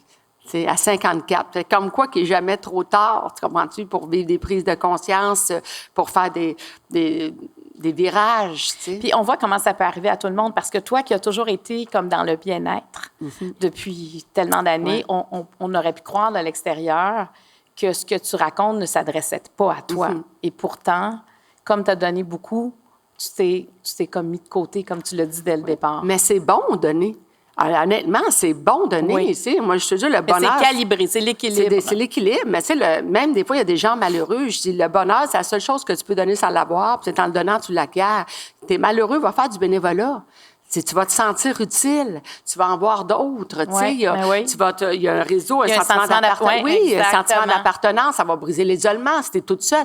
Fait qu'il y a du bon là-dedans, tu sais, mais à un moment donné, il faut pas que tu te perdes de vue là-dedans. Fait que moi, ça me nourrissait tout ça, là. Tu sais, c'est clair. Hey, moi, je me levais le matin, ma job, c'était aller procurer du bonheur. Puis j'étais payée pour le faire. Tu sais, c'est le plus beau métier du monde. Mais à un moment donné, t'es là-dedans, ça te nourrit, tu reçois beaucoup d'amour, c'est bon. Ça nourrit l'ego. Ça nourrit l'ego. Mais ce sapristi d'ego-là, à un moment donné, là, il faut que tu le fasses taire pour pouvoir aller plus loin. T'sais. Et d'ailleurs, dans ta quête, tu avais Serge Marquis, tout à fait, qui a écrit Pensueur, le hamster, qui était vraiment incroyable. Est-ce que tu es prête à passer au niveau rouge? Oh, oui, tout à fait. Excusez, je parle du trop. Non? Bien, ça n'a pas de l'air. Okay. Je te dirais que c'est... Y a-t-il des affaires que vous apprenez ou pas? OK. Là, tu vas les piger, tu vas m'en donner 3. On va en choisir une. Tu m'en donnes 3. Oui. Allez, on en choisit une. Donc, à quel moment aurais-tu voulu que le temps s'arrête? As-tu négligé certains aspects de ta vie? À quel besoin profond ton amoureux répond-il? OK. Bon, dans l'ordre. Ah, j'en choisis juste un encore. C'est tout le temps ça, c'est toujours en choisir juste un. Ah, mon Dieu, Seigneur. Bon, tabarouette. Je vais parler de mon chum. Tantôt, j'ai parlé de l'amitié. Il va dire, Seigneur, il n'y a pas grand place pour moi là-dedans. OK. Mon chum est arrivé à un bon moment dans ma vie. Tu sais, c'est arrivé d'un moment où j'ai fait le vide dans ma vie. Et lui, il est venu me nourrir dans la mesure, me faire comprendre que c'est ce que je suis, qui je suis, à l'étape où j'étais à nous, je me remettais tout en question, que j'étais parfaite comme ça pour lui, tu sais. Et mon chum, c'est un gars qui m'apprend à désamorcer plein de choses. Lui, là, il n'y a jamais de stress. Avant l'arrivée ici, on recevait 12 personnes. C'était le brunch familial. Et je rushais parce que j'avais la brassée de lavage à faire avec ma fille qui retourne à l'école. Fait que j'avais son linge à repasser. Je montais la table, on préparait le repas. La visite arrivait à 10h30. Je rushais. Puis j'ai fait la grasse matinée le matin parce que j'étais fatiguée. Fait que je rushais, tu sais, à droite, à l'autre. Puis là, c'est comme, il faut que tout soit parfait, tu sais, bon. Et là, lui, à un moment donné, il met une musique. Il fait comme, chérie, viens. Il me prend. Puis là, on se met à danser. Puis là, je fais comme on n'a pas le temps. Oui, on a le temps. On a le temps. Il faut le prendre, le temps. Fait que mon chum me ramène toujours à profiter du moment présent. C'est quelque chose que j'ai appris dans ma quête, mais ça, c'est quelque chose que il prends le bar vite quand t'es pressé, quand t'es dans le rush, tu sais. Lui me ramène toujours à profiter du moment présent. Et vraiment, c'est un homme, c'est drôle, j'avais une copine qui me disait toujours, un jour, tu vas rencontrer un homme à femme. Puis je sais quoi, un homme à femme, tu sais. C'est comme inquiétant. Ouais, c'est inquiétant, tu sais. C'est un homme avec plusieurs femmes. Fait qu'elle, un homme à femme, c'est un homme qui est porté pour la femme. Et mon chum, c'est ça. Et ça, tu sais, avec tout le respect, tu sais, pour les autres hommes que j'ai eus dans ma vie, j'ai jamais eu un homme qui prenait soin de moi, genre ouvrir la porte tout le temps. Tu comprends? Tu sais, veiller à acheter. Tu sais, tu dis, faut que je fasse ça, il va le faire pour toi. T'as pas besoin de le répéter. Tu sais, il est vraiment porté pour moi. Et ça, je suis pas habituée à ça. Tu sais, je suis pas habituée à quelqu'un qui est là au devant des coups. Tu sais, au point tel que, tu sais, je fais souvent mes affaires. Je vais donner l'exemple. Ma fille, on a acheté un lit. Fallait monter le lit. Fait que Pat, il dit, je vais monter le lit, tu sais. T'inquiète pas, quand je reviens du souper, je vais monter le lit, tu sais. Bon. Mais là, je suis tellement habituée à fonctionner ça, j'ai monté moi-même le lit. Tu comprends? Puis là, il est revenu, il a dit, je peux pas croire t'as monté le lit. C'est ma job. Ben, je dis, non, c'est pas plus ta job que la mienne. Oui, ma chérie, c'est ma job. Tu sais, il est porté, il est au devant des coups. Fait que ça, de me laisser aimer, de permettre à l'autre de dire, OK, oui, tu veux prendre la facture, ben prends-la, tu sais, tu comprends, tu sais, de laisser l'autre Parce faire. que sinon, tu l'aurais pris, la facture. Oui, Mais t'étais hélicoptère, je veux dire, t'étais partout. C'est là. ça, exactement. Donc, de laisser l'autre, tu sais, faire les choses. Et aussi, me fait comprendre que, regarde, je vais le faire. Ce sera peut-être pas parfait comme tu le veux. Mais, tu sais, regarde, ça va t'enlever un stress, ses épaules. Ça, là, ce que tu viens de dire, on va élaborer. OK. Non, mais ça demande beaucoup. Et c'est vraiment intéressant ce que tu dis parce que je trouve que les femmes, on le compense souvent. Oui, tout à fait. Et on a toujours l'impression que ça doit être fait à 100% comme on le veut. Sinon, si c'est pas le fait, on va le faire soi-même. Exactement. Parce que là, on est satisfait. Oui. Est-ce que tu es d'accord avec ça? Tellement d'accord. Est-ce que vous êtes d'accord avec ça? Oui. C'est ça. On a beaucoup à apprendre de Chantal ici. Ça.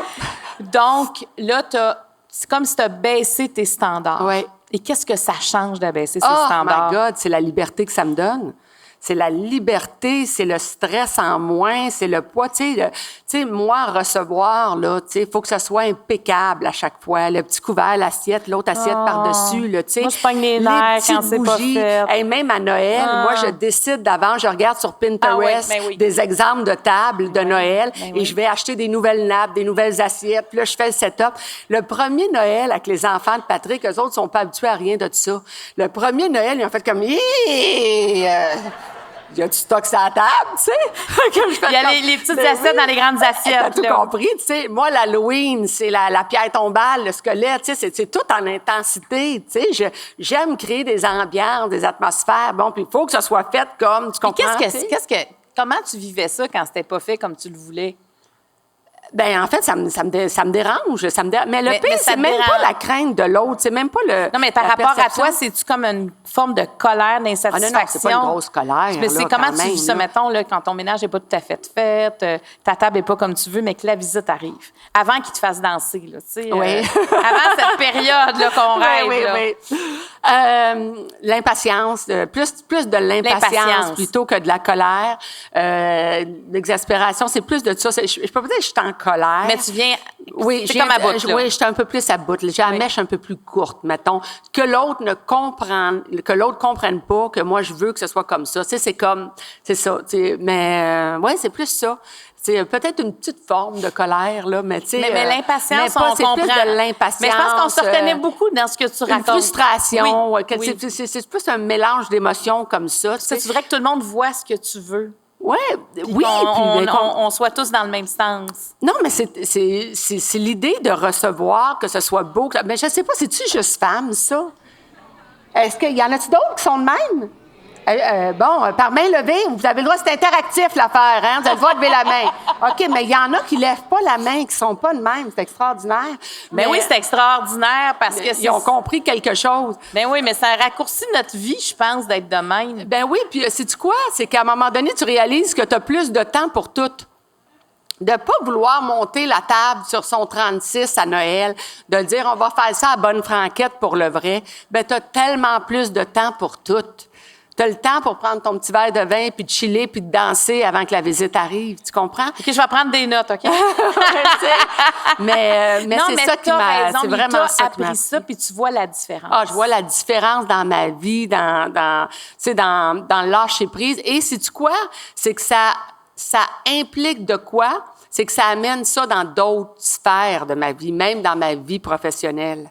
Tu sais, c'est que ça fait son petit bonhomme de chemin ailleurs aussi également. Fait que c'est juste positif, mais c'est lui qui m'a amené ça. C'est m'a amené à dire, hey, c'est pas grave, tu sais, que la fourchette est pas du bon bord, esprit, puis que, tu sais, il y a pas le centre de table. C'est pas grave. Tu sais, l'important, c'est nous. Puis là, le pire, là, on le dit tout. L'important, c'est d'être ensemble. Tu sais, c'est vrai. On dit tout ça, je le dis moi-même. Tu sais, c'est fou, je le dis moi-même. Tu sais, je dis toujours ça à tout le monde. C'est un petit repas à bonne franquette. L'important, c'est d'être ensemble, mais bonne franquette. Parce qu'il y a 4 couverts. C'est comme bon. Tu sais, mais en même temps, je me fais plaisir. J'aime ça. Moi, je trouve qu'on mange avec les yeux aussi. Fait que j'aime ça aussi en même temps. C'est de la créativité aussi. Oui. Fait que j'aime ça aussi, tout ça aussi en même temps. Pas toujours tout le temps. C'est ça, dans le fond, que tu apprends. Justement, exactement. C'est avec modération. Et de comprendre que si c'est pour m'imposer un stress, de ne pas aller là. De ne pas aller là, tu sais. Fait que, alors, c'est ça. Là, tu nous apprends. C'est-à-dire que tu mets le doigt sur quelque chose, je pense, qui nous touche beaucoup. Pas juste les femmes, les hommes aussi, à certains égards où il y a des choses qui nous tiennent plus à cœur, puis on n'accepte que le 100 %. Mais ça donne rien. Tu le dis parce que le temps que tu ne donnes pas, tu le donnes à l'autre. Puis c'est vrai que des fois, de se priver de voir des amis ou de la famille pour le ménage, la table, le repas, alors qu'effectivement, ce qu'on veut, c'est être ensemble. Tout à fait, tu sais. Tu sais, je regarde... Tu sais, ma fille, c'était là, puis elle a décidé, Camille, qu'elle voulait aller dans une école, tu sais, particulière. Fait que, alors là, j'avais tout le repassage, tout ça à faire, tout le lavage, tout le kit, tu sais, bon. Puis là, je fais comme, oh mon Dieu, il faut que ses chemises soient bien repassées, il faut que, tu sais... Elle a un costume. Ben ouais, un costume, tu sais. Je fais, mais là, tu sais, pendant que je repassais à un moment donné, là, je me disais, tabarouette, je suis pas avec elle pendant ce temps-là, tu sais, juste à côté d'elle, puis profiter de, tu sais, comment ça va, puis ça. Puis là, tu sais, je suis allée porter ses chemises puis ses vêtements, puis là, j'y ai juste dit ça. Tu sais, ça m'a fait plaisir de faire ça, ma cocotte, pour toi. Je veux juste que... Le seul regret que j'ai, c'est que je n'étais pas à côté de toi pendant ce temps-là, juste à jaser avec toi parce qu'elle repartait pour l'école, c'est pour la semaine, tu sais. Et puis là, ma fille m'a juste dit, je comprends, maman, mais c'est correct, je t'aime, puis merci d'avoir passé mes chemises, puis je le sais que c'est pas toujours le fun, je l'apprécie, tu sais. Mais, tu sais, des fois, c'est ce tiraillement-là que j'ai, de vouloir que tout soit parfait pour ma fille, puis d'être capable de dire, ben non. Tu sais, je vais avoir un pli ou peu, là, mais c'est pas grave, dans la sécheuse, là, ça va être ça, puis ça va faire la job, mais je suis avec toi, puis je passe du temps avec toi. Tu sais, des fois, c'est le tiraillement qu'on veut. Tu sais, j'écoutais tantôt quelqu'un qui disait « Je suis une mère parfaite ». Hey, moi, je suis pas... Tu sais, j'ai beau dire « J'essaye », mais j'en suis pas une. Tu sais, pour moi, là, c'est... Être parfaite, c'est aussi d'essayer d'être là tout le temps le plus possible avec ma fille, mais je ne suis pas tout le temps là. Je suis ici aujourd'hui, être à la maison, tu sais, j'aurais voulu être là, tu sais, avec elle jusqu'à temps qu'elle retourne à l'école, tu sais, j'ai fait comprendre que je m'en venais ici, tu sais. Fait que je suis pas parfaite, tu sais, parfaite, j'aurais été là, j'aurais été ici, bon. Fait que ça vient aussi de faire comprendre, à un moment donné, c'est ça que j'ai à offrir comme modèle de mère, puis je peux juste essayer de m'améliorer là-dedans. Puis quand j'ai des frustrations, comme là, je n'avais une parce que je me suis occupée de son lavage, au lieu d'être assise à côté d'elle, ben je l'ai exprimé, chose que je faisais pas avant. Et ça a été quoi sa réaction? Bien, ça a été assez correct, maman, je le comprends, puis je t'aime, donc, ça merci désamorce beaucoup. quelque chose. Oui, mais moi, ça a désamorcé, tu comprends-tu? Le temps de... comme ça, tu comprends? Il y a des steamers aussi, hein? Oui, mais non, ça marche pas tout le temps avec ces sapristi de blues. Non, c'est ça, ça prend absolument le fer à repasser. Non, mais là, moi, je serais... Mais tu sais, ça, c'est l'autre affaire que mon chum m'a appris. Moi, quand il y a quelque chose qui va pas, je le dis pas tout de suite. Faut que l'autre le devine quasiment. Ah, ça, c'est fatigant. Comprends-tu? Ah. Alors, il y a quelque chose qui va pas, va dire ça va. C'est quoi, tu te joues dans les quelque cheveux? chose? Ouais, non, je joue pas dans les cheveux. Je vais dire non, ça va. C'est tout. OK, mais le ton veut dire quelque chose, oui, ben c'est ça. Je Faut fais exprès tout pour utiliser ce ton-là. Ben oui. Là, je vais dire, non, ça va, c'est correct. Je vais dire, qu'est-ce qu'il y a qui va pas, Chantal? Rien, non, je te le dis, ça va, c'est correct, tu sais. Je vais dire, Chantal, c'est quoi? Je te le dis, c'est correct, c'est beau, j'ai réglé, c'est correct, ça marche, ça va. Donc, c'est pas grave de le dire. Lui m'apprend à dire, non, on crève l'abcès maintenant. Ça, là, c'est un autre beau cadeau qu'il m'a apporté. Ça va pas, on le dit maintenant. On ventile maintenant. Ça, là, fait que c'est pour ça que je te dis tantôt, ça, j'ai fait comme, je veux t'expliquer qu'en ce moment, je vis ça. Je repasse, je suis contente de le faire parce qu'il faut que tu repartes, mais j'aurais préféré être à côté de toi pour te jaser. Je le ventile à cette heure. Avant, je n'étais pas ça. Donc, tu es plus libre à l'intérieur. Tout à fait.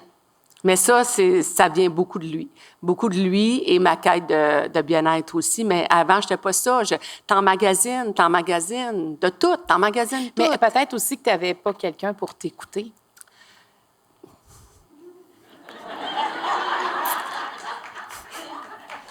Effectivement.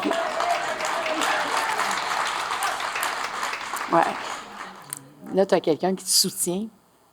Ouais. Parce que tu l'as fait beaucoup pour les autres. Ça t'était fort, toi. C'est un fait. J'ai toujours. Je fais mon travail. J'ai le réflexe de jamais apporter le travail à la maison. Fait que ça a toujours été ça pendant longtemps. Pas apporter le travail à la maison. Comment était ta journée? Bien. Pas d'autres questions. Alors, parfait, on va pas plus loin. T'sais. Avec lui, c'est comme, raconte-moi ta journée. Parle-moi. Puis là, je fais comme, il est arrivé ça, je pense pas que ça va t'intéresser. Oui, ça m'intéresse. Tout ce qui t'intéresse m'intéresse. T'sais. Fait que raconte-moi. T'sais. Fait que oui, il est là pour écouter, il est là pour m'aider. J'ai un partner dans mes projets, autant dans la collection Chantal Lacroix que je fais. Il est venu m'aider dans l'entrepôt à le racking. Il est venu à plier des jetés parce qu'on a besoin de... J'ai un partner qui m'aide aussi, mais t'as un bon point. Il m'écoute, ouais. Mais moi, il faut dire, je donnais peut-être pas... Là, c'est sûr, je parle beaucoup, là, parce que c'est ça le concept, là. Mais j'avais pas le réflexe non plus, peut-être, de beaucoup parler, parce que j'avais le sentiment, peut-être, que ça intéressait pas, tu sais. Mais souvent, il faut aller vite. Ouais. Tu sais, parce que parler, ça veut dire que l'autre a du temps. Ouais. Il y a l'écoute, et quand tu sens que l'autre a l'écoute, c'est toujours plus facile de parler. Dans le tourbillon de la vie, tout va vite aussi. Ouais. On court à droite, à gauche, plein de choses, tu sais. Fait que t'as pas le temps. Puis première affaire que tu sais, quand tu as un enfant, bien, tout va là. Tout va là. Le temps va là, tu sais. Alors, fait que c'est ça. Donc, ton énergie va là. Tu es tout le temps tourné vers l'autre. Fait que, tu t'oublies. C'est facile de s'oublier, tu sais.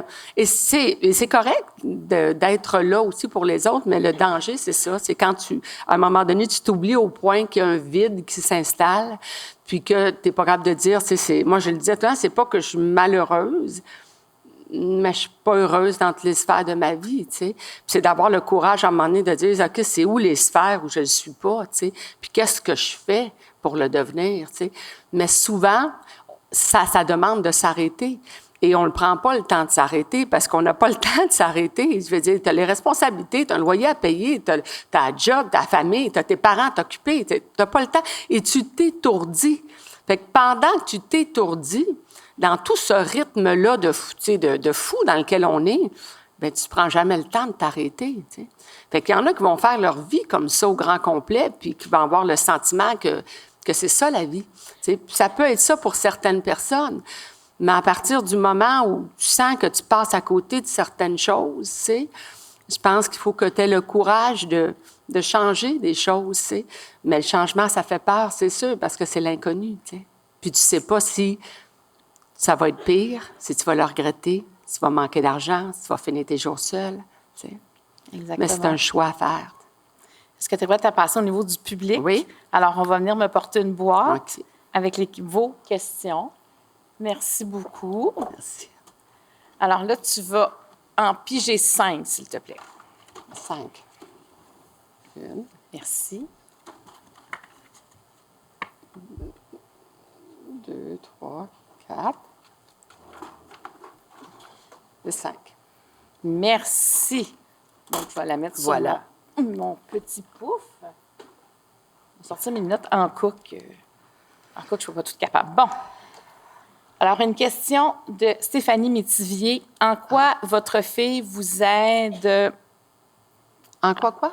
En quoi votre fille vous aide ou vous a aidé à grandir, à devenir une meilleure personne? Okay. Question de Laurence. As-tu déjà regretté d'avoir aidé quelqu'un? Question d'Alice. À quand donner au suivant revient avec un cœur? Frédéric. Quelle est ta plus grande leçon de résilience jusqu'à présent? Et Stéphanie, quel est le meilleur conseil qu'on vous a donné dans la vie? Eh bien, il y en a plein. Bien, il y a... Tu veux lire, là? Bon.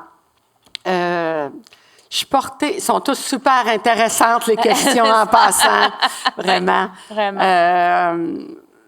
Il y en a qui sont toutes intéressantes. Je portais à vouloir aller avec « À quand donner au suivant » revient parce que on dirait qu'en ce moment, je suis là. Je suis comme à la croisée des chemins dans ma vie. C'est-à-dire que je trouve que on s'en va pas dans la bonne direction comme société.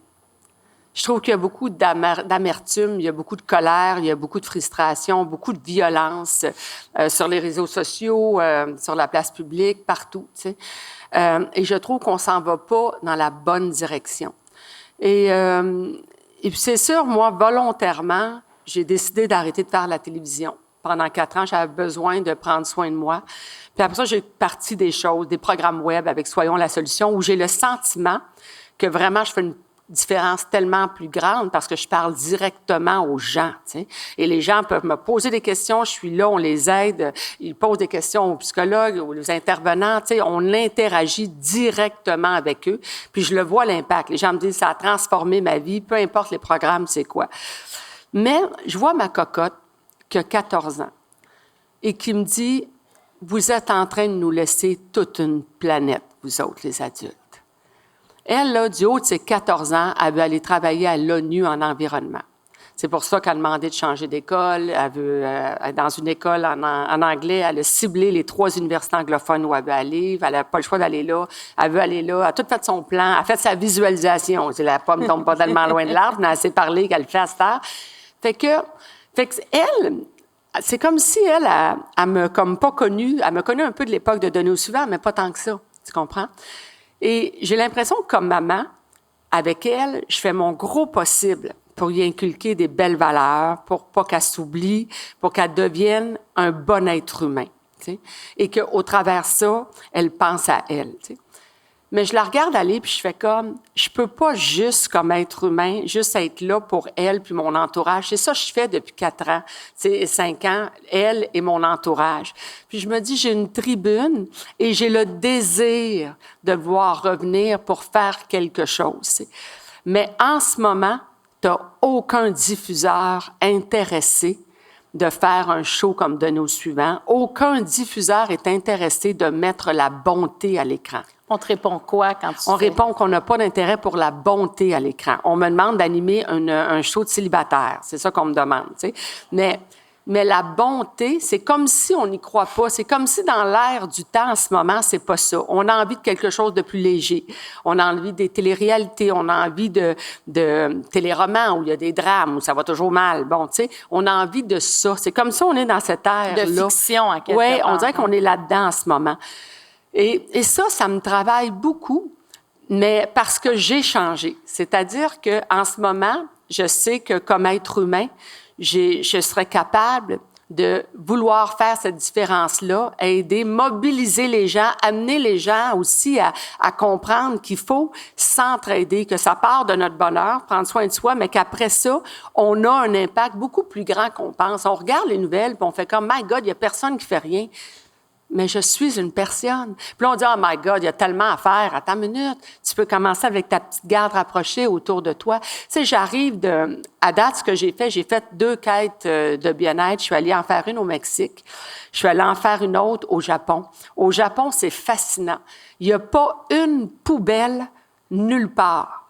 Tu pourrais manger par terre dans le métro, en plein milieu de la rue. Il n'y a aucun déchet qui traîne nulle part.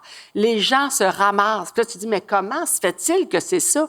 Puis il m'expliquait que Dès la jeunesse, les enfants, quand ils vont à l'école, au primaire, ils n'ont pas de notes dans leur bulletin. Ils apprennent des choses, ils apprennent des matières, mais ils n'ont pas de notes. Parce que ce qu'ils apprennent au primaire, c'est à devenir un bon être humain. Un bon être humain, prendre soin des uns des autres, prendre soin de notre planète, apprendre à se ramasser. Lave toi-même ton bol de toilette. C'est un geste d'hygiène pour toi, mais une leçon d'humilité aussi également là-dedans. T'sais. Fait que t'apprends ça, t'apprends à devenir un bon être humain. T'sais. Moi, je trouve que, nos enfants, là, on leur enseigne les mathématiques, le français, l'histoire, la géographie, on leur bourre le crâne, on leur bourre le cerveau de plein de choses, mais on leur explique pas comment fonctionne le cerveau. Je trouve qu'on n'enseigne pas à l'école la capacité au bonheur, c'est quoi? Comment prendre soin de soi? Mais on aurait tout intérêt à apprendre ça dès le jeune âge à nos enfants. Fait que j'ai ce désir-là. C'est comme si comme si j'avais envie de ce dernier projet-là, de dire, faire une différence.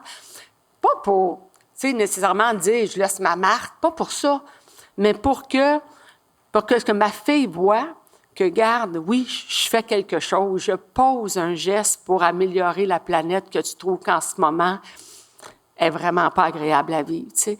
Quand tu as dit on laisse une planète qui est pas belle, c'est autant au niveau de l'environnement, mais c'est autant au niveau de ce qu'elle voit, ce qu'elle entend aux nouvelles, ce qu'elle voit, comment la violence qu'il y a. C'est autant au niveau de tout ça, tu sais.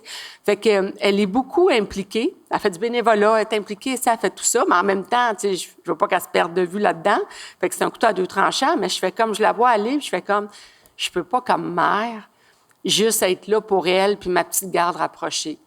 Tu sais, faut que j'ai ce désir-là. Et comment tu penses y arriver? Et en ce moment, là, j'arrête pas de dire... Je l'envoie dans l'univers, puis à un moment donné... On sait pas où ça va retomber, mais... Il y a des gens qui vont se pointer autour de moi, qui vont m'amener là.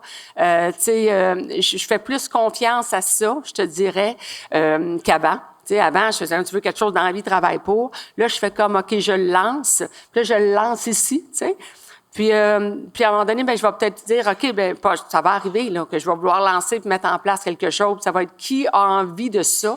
Embarquez là-dedans, embarquons là-dedans, tu sais. C'est un peu ça que je veux faire avec Soyons la solution, tu sais. Une communauté qui fait du bien, tu sais. C'est ce que tu fais dans ce que tu fais aussi dans avec le Marie Club, tu sais. En faisant en sorte que on guérit nos blessures, tu sais, qu'on est un peu plus heureux, c'est un petit peu plus facile d'aimer les autres, puis d'être là pour les autres. C'est des zones aussi. De bienveillance, des zones où les gens apprennent à se connaître aussi, à sortir de l'isolement. Mais parce que moi, je trouve qu'un projet, comme tu dis, puis en même temps, c'est étrange parce que c'est ce qu'on a envie de voir. Ouais. Parce que je me souviens, là, d'années au suivant, c'était une chaîne humaine de bonté. Et ça a donné l'idée à plein de gens. Tout à fait, après, de faire à la hauteur de ce qu'ils pouvaient aider pour aider les autres. Donc, c'est quand même étonnant qu'on dise non à ça, qu'on dise non à ça présentement. Puis en même temps, dans le contexte actuel, tu sais, c'est tellement difficile au niveau économique à l'heure actuelle. Je ne sais pas à quel point que la formule telle qu'elle était, je pense mais tu es prête à la modifier, j'imagine. Oui, j'ai déjà une version 2.0. Mais parce que ça m'amène à... As-tu regretté d'avoir aidé quelqu'un dans le sens que dans des données suivants, à un moment donné, c'était devenu plus pécunier. C'est plus devenu monétaire que... C'est là que j'ai décidé d'arrêter. On est en train de perdre l'essence d'être là pour aider. C'était comme, je reçois-tu juste ça? Non, ça, c'est ça que vous m'avez demandé. Ouais, mais la famille, la semaine passée, à la TV, a reçu tellement plus. Là, j'ai fait comme, attends une minute, là. Là, on est en train de perdre l'essence de ce que c'était, ce show-là, tu sais. Alors, c'est pour ça qu'à un moment donné, j'ai décidé d'arrêter de faire cette émission-là, parce que pour moi, on était en train de perdre un peu l'idée qui était vraiment plus d'aider. Puis là, c'était rendu vraiment que des besoins matériels. Mais c'est sûr, c'est souvent ça qu'on a besoin. Veut pas, mais pas la comparaison. C'est que toi, tu répondais aux besoins de la personne, mais tu n'étais pas pour en donner plus, c'est ça, pour équivaloir à l'autre besoin. En tout cas, je te souhaite que ça marche. J'imagine que on souhaite tous qu'il y a un diffuseur qui entende et qui s'entende, en fait. Si c'est pas la télé, ça va être le web, parce qu'on se tourne de plus en plus vers là. Puis je te dirais, j'ai peut-être plus envie même de tout ça, à la limite, c'est de me tourner vers le web, parce que c'est un lien direct avec les gens aussi également. Fait que ça va peut-être être là aussi, mais ça prend son temps. Alors, tu vas arriver là. Ça va arriver Dans là ta parce que je visualisation, c'est l'envoie là. dans les airs, c'est ça. Niveau Eros et compagnie. Oui, mon Dieu, oui. Donc, tu vas Bon, m'en donner oui. 4, s'il te plaît. Merci. OK. 1, 2, 3, 4. Alors, voilà. C'est ton chum qui nous les a promis. Non, c'est pas vrai. Non. Ça m'étonnerait parce qu'il n'aime pas du tout que j'étale notre vie publique. Ah, sur non, notre vie personnelle sur la place publique. Il n'aime pas ça. Puis là, tu l'as pas trop fait jusqu'à maintenant? Non, pas trop fait, je pense pas. Là. Pas jusqu'à date, ça va. Mais tu vas voir, c'est très large. On ne parlera c'est pas correct. nécessairement. Il s'appelle Patrick. On ne Oui. parlera pas. Quelle importance accordes-tu au préliminaire? Ouais. Quelle importance accordes-tu à l'intimité émotionnelle? Préfères-tu séduire ou te faire séduire? Es-tu à l'aise avec la nudité? T'en choisis une. Mon Dieu.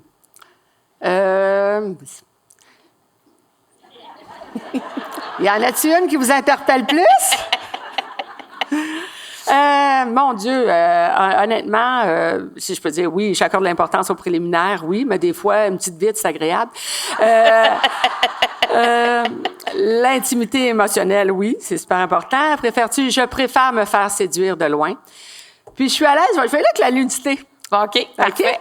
Parce que longtemps, je ne l'ai pas été.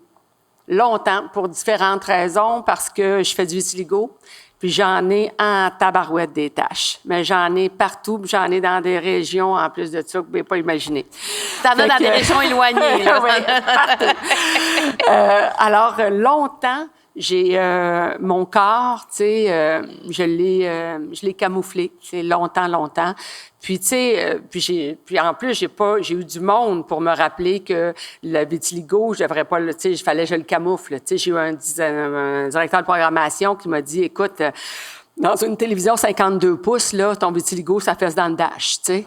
Fait que, tu sais, profite-en parce que je pense pas que la carrière va durer tellement longtemps, tu sais. Fait que... Comment tu fais pour vivre avec ça alors que ça, tu sais, c'est toi? Oui, mais tu sais, mais c'était ça à l'époque. Ah, mais Fait c'est que, quand même quelque chose à prendre, On me là. maquillait, tu sais, lancé compte, j'arrivais, tu sais, 1 heure avant pour qu'on me maquille le corps au grand complet, tu sais. Fait que même quand j'avais fait un show, la collection, c'était la même chose parce qu'ils disaient les taches blanches, les spots les attirent. Fait qu'on me maquillait, puis ça prenait 1 heure me maquiller au grand complet. Aujourd'hui, on dirait que, tu sais, on en parle, on en voit plus, Dieu merci, plus on va voir la différence, plus ça va devenir une normalité, tu sais. Mais ça, fallait que ça passe par moi, tu sais. Ouais. Alors, fait que c'est le premier geste, vraiment, ça a été, tu l'as dit, dans ma quête de sens que j'ai fait. Tu sais, il y avait un épisode, c'était 4 épisodes, puis il y en avait un, c'était sortir de sa zone de confort. Puis je me souviens, ma gang au bureau, on disait, qu'est-ce que Chantal, on peut lui demander de faire pour sortir de sa zone de confort? Elle a tellement fait d'affaires dans Parti pour l'été. Tu sais, puis je me challenge comme être humain beaucoup, tu sais. Et il y en a une qui a dit à un moment donné, posez nu.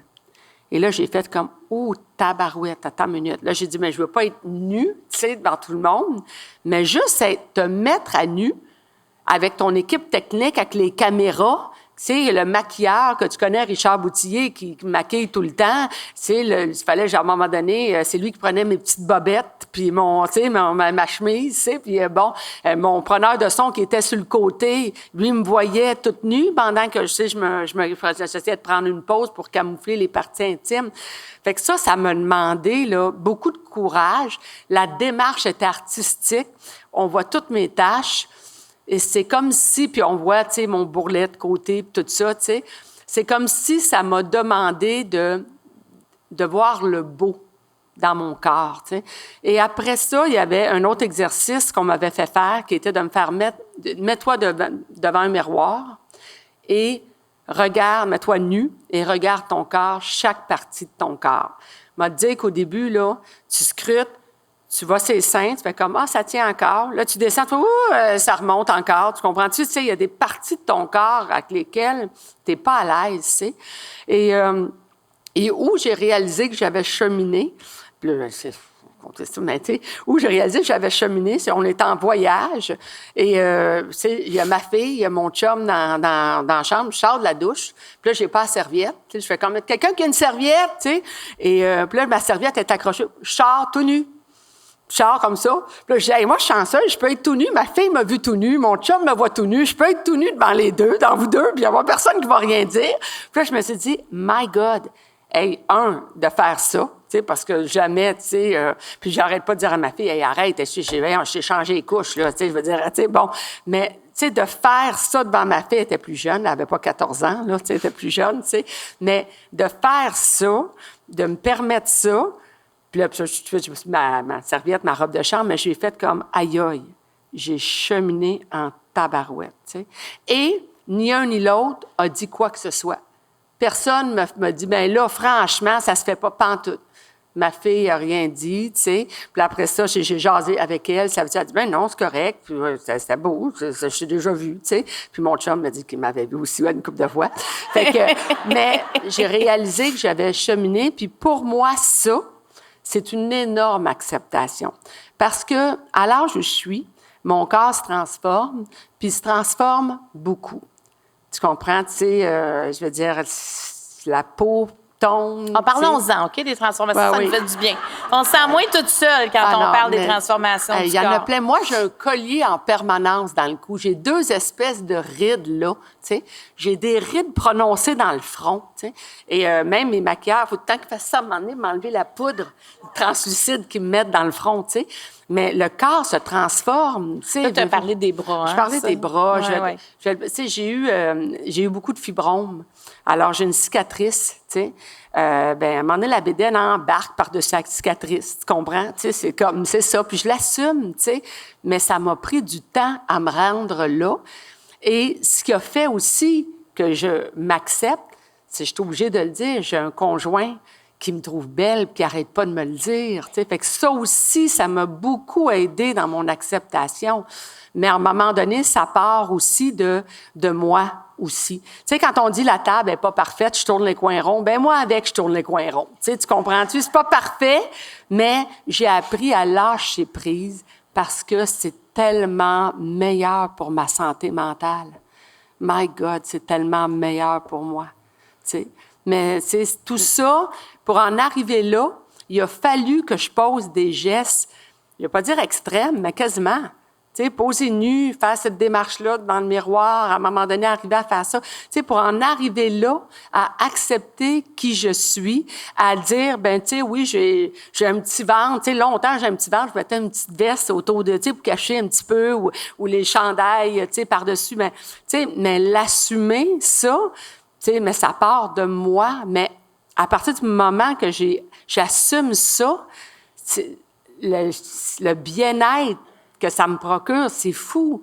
Fait que je souhaite ça à tout le monde. Donc, ça vaut la peine de faire ce que tu as fait. Tu sais, c'est un peu se faire violence au début. Oui, c'est presque ça. C'est se faire violence, d'avoir le courage d'être honnête avec soi-même, de sortir de sa zone de confort qui est pas confortable, ça le dit, tu sais, mais ça t'amène à grandir à chaque fois que tu sors de ta zone de confort. Il y a toujours eu quelque chose de mieux qui est arrivé après. Des fois, c'est peut-être pas de plus grand, mais de mieux, tu sais. Tu sais, il y a quelqu'un qui demandait ta plus grande épreuve de résilience. C'est la première que j'ai eu à faire face, ça a été le feu de ma maison. Tu sais, c'est ça, ma maison, quand on a tout perdu, là, ça a été de faire preuve de résilience. C'est fou d'accepter ça, tu sais. Mais ça m'a amené à aller vivre dans un petit appartement avec Camille, tu sais, et de réaliser que hey, j'étais en train de me bâtir une maison, là, elle était une grosse maison, mais on a réalisé qu'on n'a pas besoin d'une aussi grande maison pour être heureux, finalement. La petite maison fait que, finalement, ça me coûte moins cher, j'ai moins de temps pour faire du ménage, puis j'ai plus de temps libre. Fait qu'on s'est dit, on la vend, l'autre maison. Tu sais, mais c'est ça, l'autre maison, c'est le paraître, recevoir les amis, c'est de, hey, oui, tu sais, c'est de lâcher prise. L'ego aussi c'est qui est l'ego. là-dedans. Ouais. Mais l'ego, il est partout, cette sapristi d'ego-là, tout le temps. Fait que c'est ça qu'il faut essayer de faire taire. C'est ce que j'essaie de faire taire en vieillissant. Je veux qu'on revienne sur cette fameuse nudité parce que oui. Ben c'est dans le sens que, tu sais, quand on regarde les photos quand on était plus jeune, on se dit, ah, mon Dieu, comment ça que je me voyais pas, tu sais, que je me trouvais pas belle, tu sais, je me regarde, puis j'aimerais ça revenir là. Puis c'est qu'on apprend ça tardivement à être bien dans son corps. Puis quand on goûte à ça, bien, c'est de la liberté aussi, d'arrêter de s'enfermer. Tu sais, dans le podcast, souvent, il y a la question, quand je me regarde dans le miroir, je vois, puis il y en a beaucoup qui s'arrêtent sur leur... Ils ne voient pas ce qu'il y a à l'intérieur, ils vont tout de suite aller sur ce qu'il y a à l'extérieur. Tout à fait. Sais-tu qu'est-ce qui aide aussi, à un moment donné, dans les prises de conscience, tu sais... en ce moment, j'ai une copine qui vit quelque chose de très difficile. C'est un cancer stade 4, tu sais. Et puis, tu sais, puis elle aussi, tu sais, elle vit de quoi que son corps, tu sais, elle maigrit, ça trouve ça difficile, tu sais. Mais elle n'arrête pas tout le temps de dire « Oh my God », elle profite. Puis elle va me dire « T'es tellement belle, tu as des beaux cheveux. » Tu comprends? Parce qu'elle a perdu quelque chose. Ça, c'est des prises de conscience à un moment donné. Tu sais, quand tu perds des gens autour de toi, quand il y a des épreuves qui arrivent, tu réalises à un moment donné que tout ça n'est qu'une enveloppe corporelle. Et ça contribue pas à ton bonheur. Oui, ce qui contribue à ton bonheur, c'est que tu peux marcher. Tu peux te lever, tu peux marcher, tu peux voir, tu peux toucher, tu peux manger. Ça contribue. Ce que ton corps te permet de faire, ça contribue à ton bonheur, tu sais.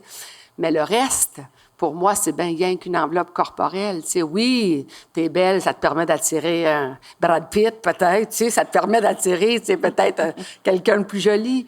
Mais, tu sais, je dirais que, tu sais, à un moment donné, il y a plein de rencontres humaines comme ça, des gens qui ont vécu des épreuves. Autour de moi, ma belle-mémé, à 99 ans et demi, tu sais, oui, elle était coquette, elle se soignait, puis elle disait, ça s'arrangeait les cheveux, elle dit, je le fais pour moi, mais je le fais aussi pour ceux qui me regardent quand même. Je veux présenter une belle version de moi-même. Je veux présenter la version qui me représente à l'intérieur. Ça, c'est beau. C'est ça, c'est juste, c'est beau, ça, tu sais. Mais le reste, après ça, tu sais, le reste après ça, mais ça, je te dis ça, puis je suis pas parfaite, mais c'est ce à quoi j'aspire et ce sur quoi je m'efforce, tu comprends-tu, au quotidien, d'appliquer. Parce que l'ego, il refait surface souvent. Ben oui. Et pour ta fille, ça peut-être qu'elle apprendra de façon plus rapide. C'est comme un chemin plus rapide quand elle voit sa mère. Tout à fait. Mais ma fille est quand même étonnante. Du haut de ses 9 ans... Parle-nous donc de ta fille un peu. Non, mais du haut de ses 9 ans, c'est elle qui m'a dit, quand j'ai amorcé ma quête, à un moment donné, tu sais, maman, pour montrer aux autres comment être heureux, il faut que tu commences par l'être toi-même. Il n'y a rien d'égoïste à te choisir, maman. Puis moi, d'y répondre, c'est qui t'a enseigné ça? Toi, maman. On enseigne souvent ce qu'on a besoin d'apprendre. Fait qu'elle te l'a redonné. Elle me l'a Et donc, elle t'a pitché en pleine c'est comme un face. peu cassé à quelque part. Tout à fait. Tu sais, puis j'en fais encore, tu sais, j'en parle. Tu sais, j'ai posté une photo de moi à un moment donné, c'est sur Facebook avec tout mon vitiligo sur une plage. Puis, j'étais avec ma fille à l'aéroport. Puis là, je cherchais une photo à mettre sur ma page Facebook pour dire les vacances sont finies, tu sais.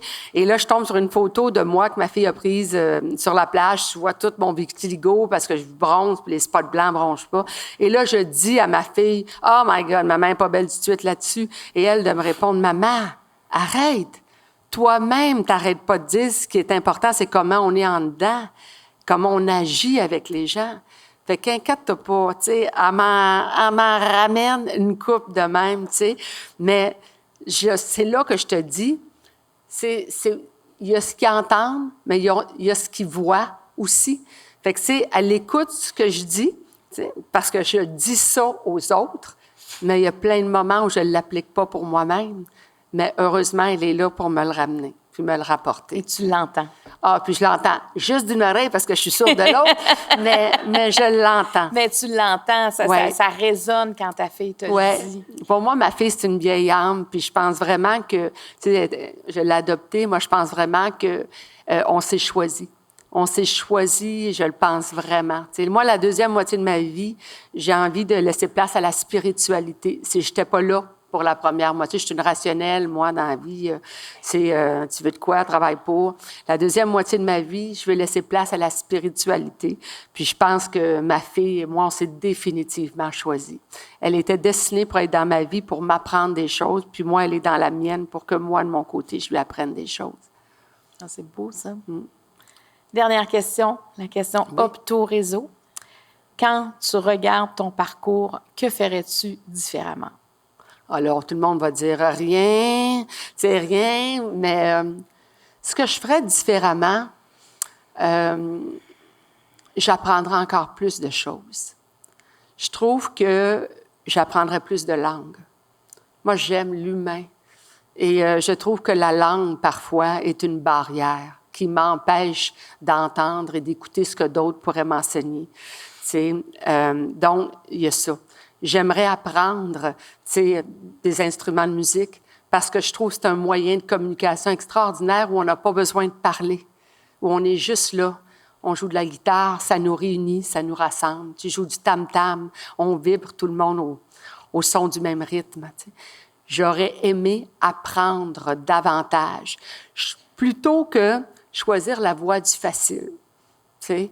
Donc, faut faire ça, j'aurais aimé apprendre davantage pour pouvoir vibrer encore plus aujourd'hui, vibrer au son des rythmes, vibrer au son des gens aussi. Donc, c'est peut-être ça que je ferais différemment. Un peu pour ouvrir des barrières. Ouvrir des barrières, rencontrer encore plus de gens, avoir encore une plus grande ouverture d'esprit. Vraiment, c'est ça. Je trouve qu'aujourd'hui... c'est la seule chose, peut-être, je te dirais, que je regrette d'une certaine façon. Et ta fille semble le faire, ceci dit, elle a comme modifié son parcours pour apprendre l'anglais parce qu'elle s'ouvre les portes, là. Oui, elle fait ça. En fait, elle a été bilingue très jeune, ma fille, très tôt. Non, elle, ce qu'elle veut faire, c'est qu'elle veut se donner J'essaie de dire à Camille, apprends des choses, fais du patin, ma chérie, joue un instrument, Mais vois-tu, la maman qui suit, j'ose pas la pousser. Elle veut pas le faire, je le fais pas. J'ai ce respect-là, tu comprends? Des fois, je me dis, ma mère aurait dû me pousser. Pourtant, Dieu sait qu'elle avait du caractère, elle aurait pu me pousser. Mais d'un autre côté, comme moi, elle a écouté, elle a respecté. Mais, fait qu'elle le fait, mais pas dans toutes les sphères. Mais ce qu'elle fait, c'est qu'elle s'écoute quand même. Et ce dont je suis fière, c'est que elle sort de sa zone de confort. Tu sais, partir d'une école où elle a toutes ses amis pour dire, je m'en vais dans une école où je connais personne. Mais c'est drôle parce que je trouve qu'elle fait souvent le même parcours que moi. J'ai souvent fait ça, moi. À l'élémentaire, j'avais toutes mes amies. Mes amis s'en allaient dans une école secondaire. Je changeais d'école secondaire pour me refaire des nouvelles amies. J'ai fait la même chose avec le cégep pour voir si j'étais capable de me refaire de nouvelles amies, pour me remettre en danger, pour sortir de ma zone de confort, pour aller vers d'autres mondes, pour apprendre d'autres choses, pour jaser avec du monde, des fois, qui pense pas pareil comme toi. Parce que ça aussi, ça t'apprend des choses. Tu sais. Fait, j'ai souvent fait ça, puis c'est ce qu'elle fait là. Fait qu'elle sort à cette école-là, puis je la vois se mettre en danger, c'est-à-dire sortir de sa zone de confort pour apprendre des choses. Et je trouve ça beau. Je ne sais pas où ça va l'amener. Tout comme ce désir qu'elle a là, de vouloir travailler à l'ONU en environnement, ça n'arrivera peut-être pas, tu sais, elle a 14 ans. Mais je suis qui pour l'empêcher de rêver?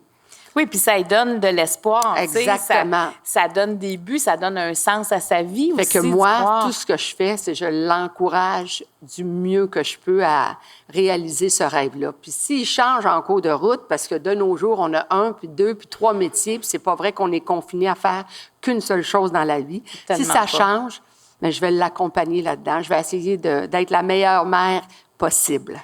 Qu'est-ce que la petite Chantal penserait de la femme que j'ai devant moi? Oh, my God! Je pense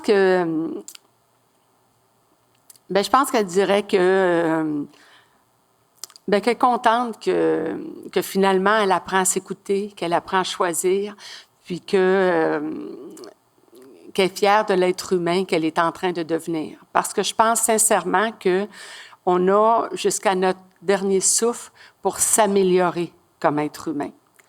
Et je pense qu'elle serait fière de me voir aller. Tu sais, mon désir, c'est d'essayer de mener la meilleure version de moi-même tout en me respectant.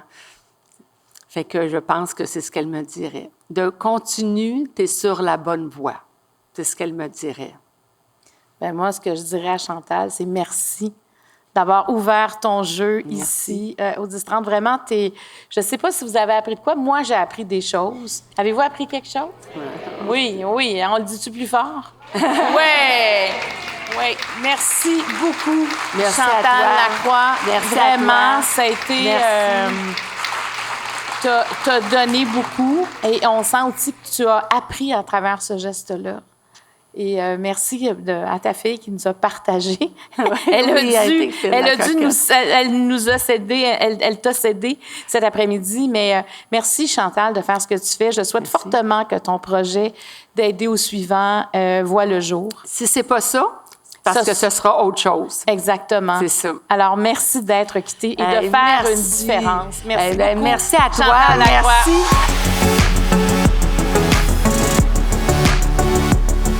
Cet épisode était présenté par Karine Jonca, la référence en matière de soins pour la peau au Québec. Le jeu de table Ouvre ton jeu est disponible partout en magasin et sur randolph.ca.